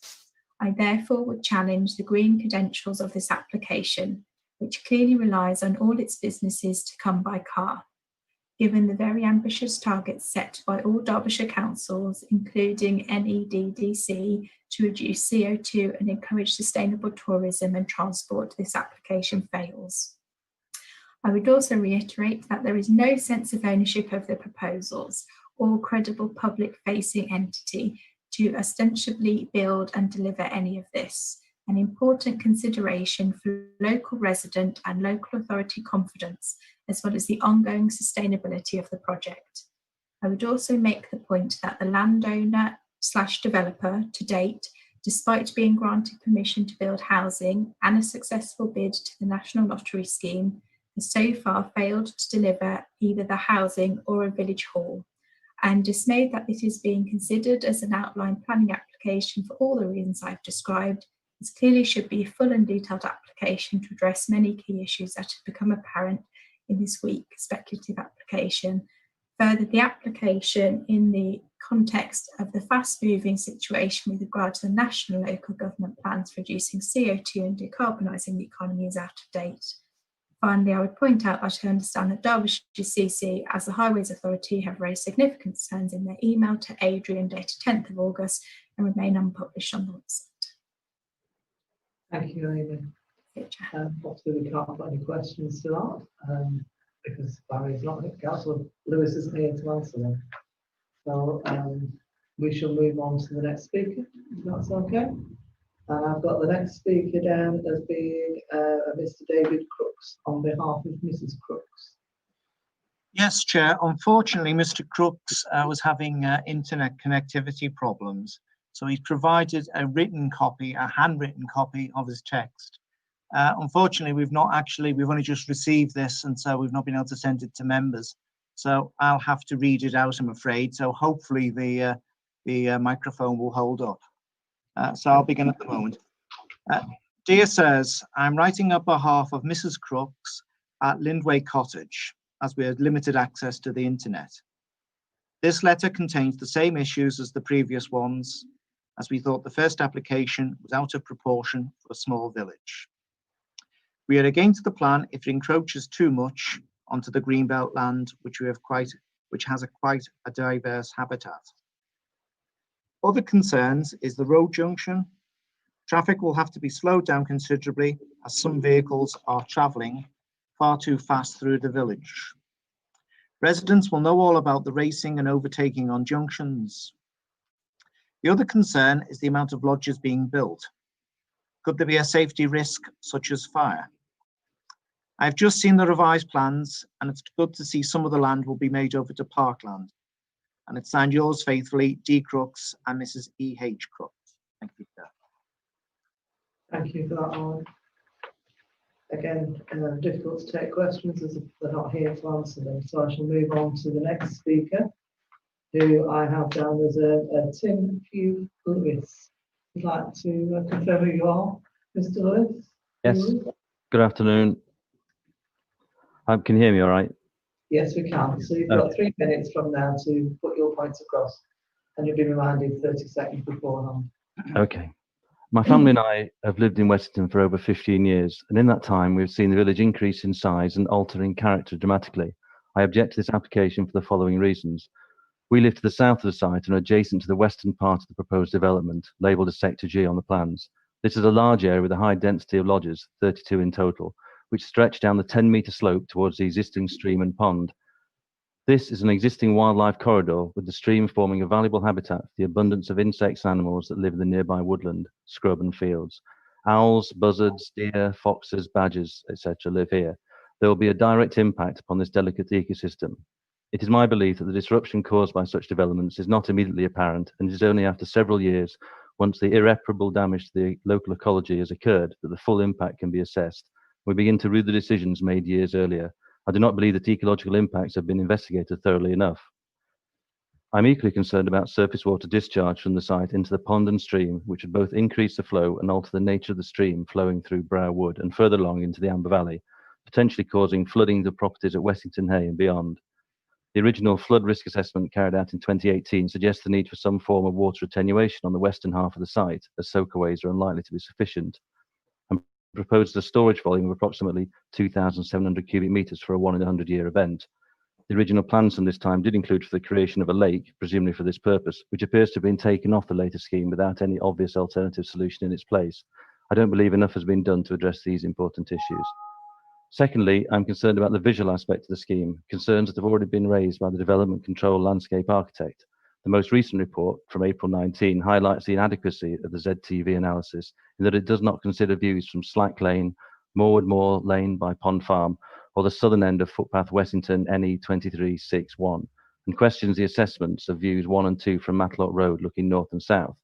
The current assessment is stated as of moderate impact, and in the opinion of the landscape architect, this should be revised to major to properly reflect the effect that the proposed development will have upon these views and likely on those other views not currently considered. Finally, be it residential houses, a shop, village hall or lodges, or all of the aforementioned, which this site could become, This is a large-scale development spreading into green fields, which is not adjacent to the core of the village and is not in line with our neighbourhood plan. If it were to be allowed, it may set a precedent for allowing further development between this site and the existing houses, which would turn Wessington into more of an urban 30 sprawl seconds. than a rural village.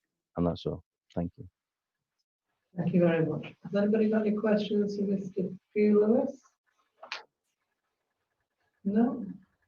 Thank you very much, Mr. Pugh Lewis. We'll move on to the next speaker, who is Mr. Ben Elder. Thank you very much. Would you like to introduce yourself? And Yeah, you've got 3 minutes. Thank you. Good afternoon. Ben Elder, live off Lindway Lane at Wessington. I'd like to emphasise 3 points, if I may. Firstly, that the development extends into the settlement area. The application is clearly contrary to planning policy. The majority of the site lies outside the settlement development limits, and I draw your attention particularly to the council's objections to the local plan. In Chapter 4, Spatial Strategy, it states the use of settlement boundaries is a fundamental part of the plan strategy.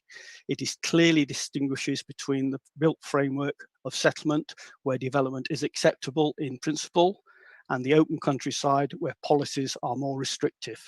This gives clarity and certainty to all those involved in the planning process.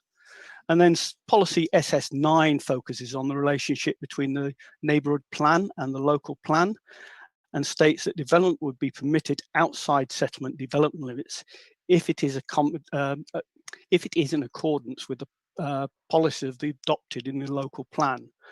The Wessington Neighbourhood Plan does not allocate any such sites.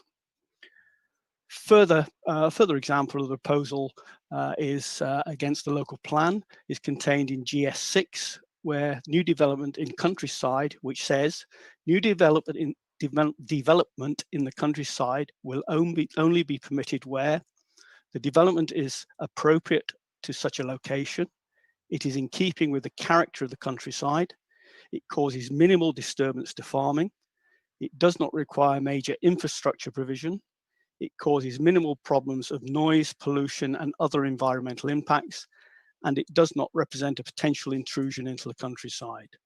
This application fails on all these policy requirements and would establish a dangerous precedent if approved. My second point is that the recent changes in the General Permitted Development Order, which were effective from the 1st of August 2020, make it increasingly difficult to ensure that buildings remain in the use designated in planning applications. It is not clear how the planning authority will ensure that this development doesn't morph into a residential use. My third point is on COVID-19, and COVID-19 has changed all of our lives, and including the viability of local shops. There were concerns about the viability of the community shop and the village hall before the pandemic, but now with the extra costs associated with cleaning, social distancing, and the increased legal responsibilities, it's extremely unlikely the shop will actually open. I would also like just to inquire from the planning officers of whether all the agencies have been recontacted since the last plans were submitted on the 18th of August, and if so, what their outcomes were. Thank you, Mr. Thank Elder. you. Has anybody got any questions for Mr. Elder? No? Thank you very much, Mr. Elder. Thank you. I have one last person speaking against, and that is Kevin Ryan. Is that Mr. Ryan? Thank you, Mr. Ryan. If you've got 3 minutes, so if you'd like to start now by introducing yourself. Thank you. Good afternoon. Can you hear me? Yes. Oh, okay. Good afternoon, Kevin Ryan. Wessington has been discussing the pros and cons of a village hall for over 40 years. I hope, as a member of the Wessington Neighbourhood Plan Steering Group, I can persuade you to see today that once again, developers are using the offer of a village hall as a major support tool for their development plan. I must clearly state right now that a large percentage of Wessington residents do not want a village hall if it means supporting this huge and obviously phased application. In 2011, the Spring Gardens development by Ben Bailey at Wessington was granted planning approval with a village hall and shop. A document produced by RPS on behalf of Ben Bailey Homes subsequently stated there was clearly a lack of support for a village hall, and the planning committee at North East Derbyshire agreed to amend the development with additional housing. The position was supported by comments that were received at the time of the original outline application from Wessington Parish Council, which stated that a community hall was not needed for the village as there was already a church hall, and that the village could not support additional retail unit. Concerns were also raised over the future maintenance of such a facility. The proposal that you are considering today has been going round in various forms since 2016. Every one of these proposals has used the argument that by agreeing to the planning proposal, Wessington will have a village hall. In March 2019, the Parish Council held a meeting to discuss this application. Well over 50 residents attended the meeting and had an opportunity to air their concerns. A high turnout for a small village like Wessington. Every single person at the meeting disagreed with the application, and equally every person questioned the need for a village hall. There is a village hall in Brackenfield, less than a mile away, which struggles to maintain reasonable occupancy. Village halls are traditionally run by the Parish Council on behalf of residents. The Wessington Parish Council has never had any involvement in this proposal for the village hall. There is a small group of people who would like to see a village hall in Wessington. Some are obviously the 4 individuals who have written supporting this planning proposal. This is compared to the 69 who have written objecting to the proposal. The thought of spending £500,000 of lottery money on a building may seem an exciting prospect to some people, but we all know that a village hall requires a sound business plan with sufficient income generation to support running costs. If you talk to anyone in the village, no one has seen any type of business plan to support the continued costs in maintaining the running of such a building. I ask you, as the planning committee, to understand a large percentage of the residents in Wessington do not see the benefits of a village hall when it is linked to this totally out of proportion and phased application for the size of Wessington. Thank you. Thank you, Mr. Ryan. Has anybody got any questions for Mr. Ryan? No? Right, thank you, Mr. Ryan. Thank you. Thank you.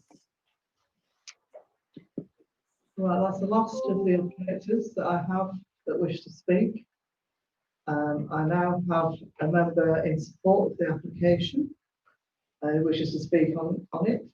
So remember, you can ask them to clarify any matters that may have been raised, but your question should only relate to the points that they have already made.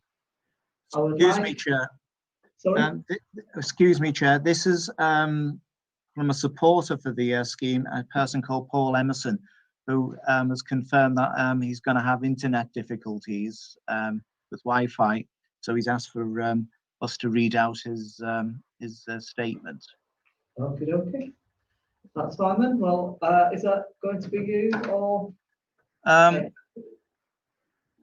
It's quite a long statement, this one. So actually it might be wise if I start off just so that we can actually apply the 3-minute rule on this. Yeah, okay. I'm just comfortable with that.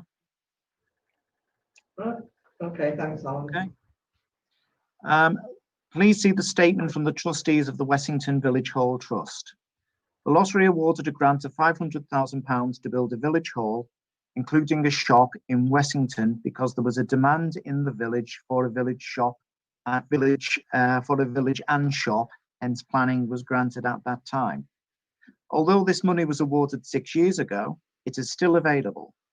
Due to the nature of the project and the fact that the hall has always been part of a housing development, the Trust has until November 2020 to spend this grant. After this, it will be too late and the money will be withdrawn. There were many questions or many questionnaires over the years, the latter ones being in 2005, 2011, 2012, and 2014. On the basis of these, which showed overwhelming support for the village shop, or for the village hall, I should say, a bid was put together for a grant from the lottery to build a village hall and shop, which was successful. The lottery, in doing their own due diligence, awarded the money having seen all the facts and voices of the villagers. We need to be mindful of the epidemic of crime that affects the youth of today. There are a number of residents very keen to run clubs for all ages, getting young people off the streets, especially in the winter months. Having lived in the village for over 17 years, I've been able to see the changes and growth of this very special place.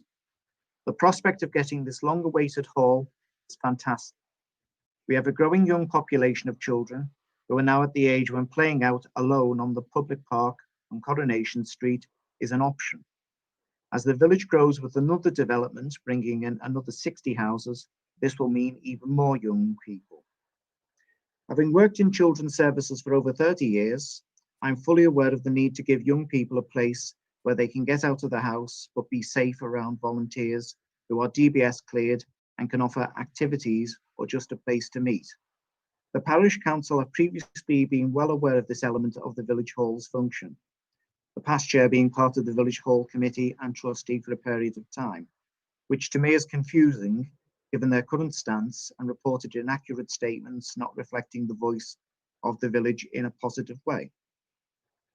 Like all committees, the Village Hall Committee has changed over the decades, and several of those who were passionate about the Village Hall have sadly passed away before their dream came to fruition. The current trustees have been in place for the last 5 years, some much longer. In 2014, the questionnaires show that there will be more support for many activities at the Village Hall, including brownies, cubs, mini indoor, soccer, film nights, etc. The Village Hall Committee have been in communication with the doctor said in the village. We can't hear you, Alan, sorry. Sorry. The village 3 minutes. Do you want me to just actually continue for a few seconds longer, bearing in mind those connectivity issues? I think you're the majority of the way through it, so I think we might as well hear the rest of the thing, if that's all right. The Village Hall Committee have been in communication. Alan, we can't hear you, love. Sorry. Can't hear you. Right, I think actually, can you hear me now, Chair? I can hear you now, yes. Yeah. The Village Hall Committee have been in communication with a doctor's surgery to get covered in the village a couple of days a week using the facilities of the Village Hall. And we're also planning to install an ATM machine. There's about another half page of comments here, Chair. Do you want me to continue? I think we've probably heard enough of that one and you've had a good bash at it. So I think we'll leave that from there if you can, Alan, please. Okay, it is in the pack, however, members. Thank you. Right, so you've heard all the speakers. So now, colleagues, you have the opportunity to put questions. Sorry, where am I? Yeah, you've got to the planning manager and other officers about the application. I would like to keep this part of our proceedings focused on getting clarity about the points that you are not sure of. Once we've done this, we can then have our discussion about the application based on all we have heard and read. For that reason, members, I would be grateful if you could not move any motions at this stage, and let's wait until we have had the chance to make our assessments. Again, the same rule applies. Please mute your mics unless you wish to speak. So, members, have you got any questions for the planning officers?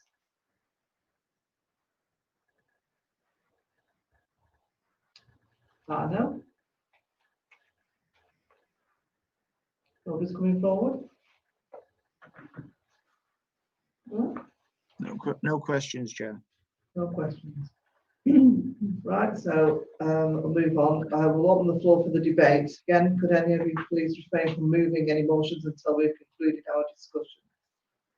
So if you'd like to open the debate, Councillor Armitage and Councillor Shipman. Thank you, Chair. This application is, well, in my mind, the village hall's already been approved and nothing actually done. And there appears to be great resistance to have the village hall. When it comes down to the actual, I don't think that it is a sustainable development. It's outside the settlement development limits, and it's a new development in the countryside. And I think you've got to look at the Wessington neighbourhood plan, which you've got to, it mentions the protection of the natural environment and landscape character. Wessington is a grade 3 settlement, and it's not a grade 1, which it clearly needs to be to sustain this. The road has been brought into question. The road is an extremely fast road, and you know, it is an accident. Well, there have been accidents, and this the access of the new development is, in my mind, completely in the wrong area. So that's what I think. Thank you, Councillor Armitage. Councillor Shipman? Thank you, Chair. Like Councillor Armitage said, this is outside the settlement limits, and it's adding a substantial development to what is a small rural town, village, sorry. If you look at the amount of objectors here, and not just the members of the public who obviously live there, but if you look at the statutory consultees, you've got environmental health, have contamination issues about the land that's already there. Derbyshire County Council Strategic Planning are against it. Derbyshire County Council Landscape Architect are against it. DCC Urban Design are against it. The police have security issues because the accommodation is too far away from the parking, so they've not supported it. Amber Valley Borough Council against it. Severn Trent, they want to see the plans to discharge water and sewage. They've not provided that for as far as I can see in this pack. Derbyshire Wildlife Trust against it. The Parish Council against it. Wessington Neighbourhood Plan Steering Group, which have obviously been involved in consulting with members of the public to develop the neighbourhood plan, they're against it. The developers have not consulted with the steering group at all.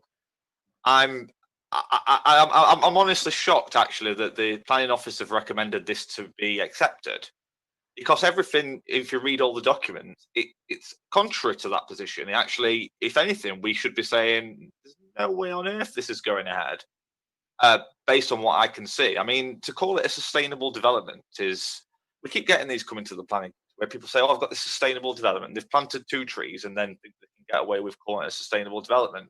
It has to meet certain objectives. There has to be an economic benefit to the local area for it to be sustainable. There has to be a social benefit to the local area. I'm not sure visitors coming to a spa resort adding towards community cohesion. They're outsiders, if you like, coming to a particular area to enjoy a holiday. That's not bringing the community together. There also has to be an environmental objective, which I don't see. I don't see, you know, solar panels everywhere. I don't see, you know, wind turbines and stuff that can actually help the environment objectives that's supposed to be within a sustainable development. So I can't see how I can support this development at all. It's just adding such a significant development to the side of Wessington. It's almost another third the size of Wessington. And I just think that we have to object to this and not approve it. Thank you very much, Councillor Shipman. Adrian, you wanted to come in? Yes, Chair, just in view of Councillor Shipman's comments, I did think it'd be useful if I could seek to clarify the view of officers and why we've recommended approval, Chair. But ultimately, Councillor Shipman is absolutely right that you need to consider this development and as to whether it achieves balanced, sustainable development, weighing up environmental, social and economic strands. Ultimately, that's the consideration before you. Just in terms of some of the points that have been made, Chair, officers clearly acknowledge that the site is outside the settlement development limit for Wessington. But as we've discussed on many occasions, I would urge caution on members placing too much reliance on SDLs, even in this case, because of the elderly nature of the council's local plan. But also bear in mind that tourist development by its definition will not generally be within settlement development limits and will need to occupy a rural area. Just in terms of the issue that Councillor Armitage made in terms of the countryside protection of the national environment, absolutely, Chair, members need to take a view on whether this development in this location is appropriate in terms of its impact on the greenfield nature of the site. And clearly any development has an impact on the greenfield nature of this site, but you need to weigh up whether that is harmful or not, bearing in mind the area for the lodges and whether you can condition those as recommended to be single story, for example, whether the landscaping that's proposed can mitigate any adverse impacts. Just in terms of the comments that Councillor Shipman made about some of the consultees, Chair, just to ask members to bear in mind that some of those comments were made on the originally submitted scheme, which is larger in scale than that now proposed, Chair. And officer's recommendation is based on the most up-to-date scheme, which has most recently lost the housing element, but pre-consultation didn't take place on that, Chair, because that was clearly something that reduced any impact of the scheme, and those commenting on the scheme that was amended earlier this year would only be bettered by that, Chair. Just finally, if I may, on the issue of Derbyshire Wildlife Trust, the comments made by Derbyshire Wildlife Trust raised concerns about the level of information that was submitted to support the application, but only insofar as it related to the location of the development, feeling that further information was needed to actually address the issue of final location of all the various elements. And that's why officers have taken the view that that in this case isn't overriding. But again, members will need to take a view on whether that level of information is sufficient to allow you to proceed in terms of actually determine the application in favour of it. You may consider there's not enough information, and you may consider that sufficient on its own to resist the application along with or without other elements. And just finally, Chair, just in terms of the development plan, members will be aware that the Wessington Neighbourhood Plan does form part of the development plan, but that does indicate that at least part of the site would be appropriate for tourism or commercial redevelopment. I'd also ask members to bear that in mind, Chair. Thank you. Thank you, Adrian. Has anybody got any more questions or anything they want to discuss before we move on? No?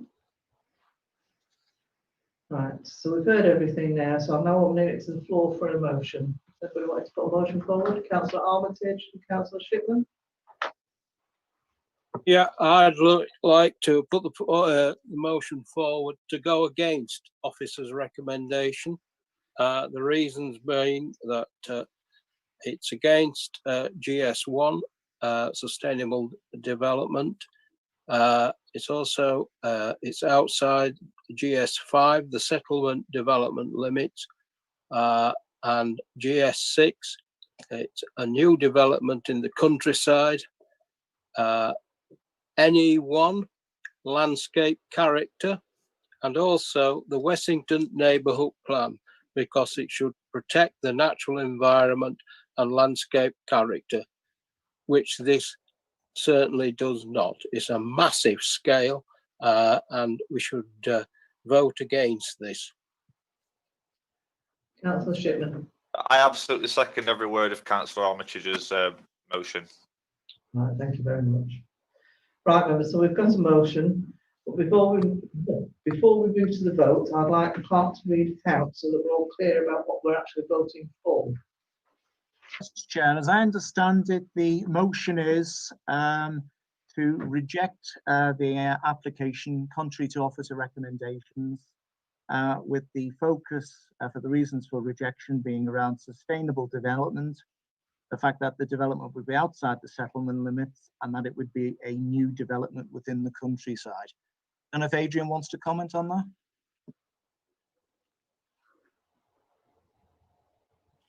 Apologies, Chair, just need to unmute myself. Yes, in noting the motion, Chair, policies GS1, GS5, which is normally set development within settlement development limits, whether Councillor Armitage is sure he wants to include reference to that policy in his motion, Chair. In terms of GS6, I understand that, and certainly NE1 and the Western Neighbourhood Plan, the relevant policies from there, Chair. But I would ask members if they would also want to, in view of Councillor Armitage's comments about the impact on the character of the area, whether they would also wish to add words that are taken from the National Planning Policy Framework in terms of protecting and enhancing the natural environment, for example, because I get the feeling from the debate that it is the scale and nature of the development that is concerning to Councillor Armitage and Councillor Shipman, and its impact on the natural environment, which is the character of the area, which is policy NE1.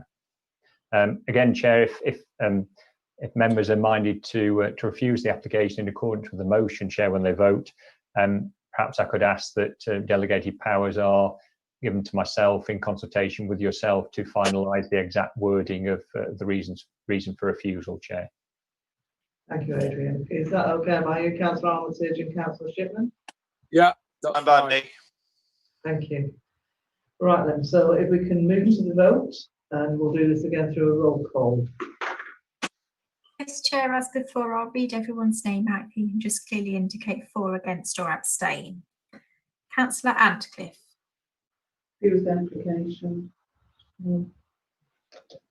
So for the motion. Yes. Yeah. Councillor Armitage. For. Councillor Barry. For. Councillor Cooper. For. Councillor Foster. For. Thank you. Councillor Hall. For. Councillor Hartshorn. For. Councillor Huckabee. Councillor Huckabee, can you remove my Councillor hand? Huckabee. Thank you. Councillor Potts. For. Councillor Powell. For. Councillor Rouse. For. And Councillor Shipman. For. That's everyone in voting in favour, Chair, so that motion is carried to refuse the application. Thank you for that, Amy.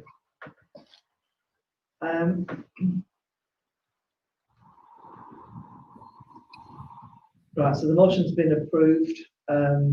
So thanks for that. I'm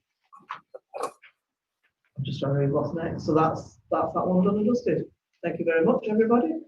So the next part on the agenda is item 5, which is around the planning appeals.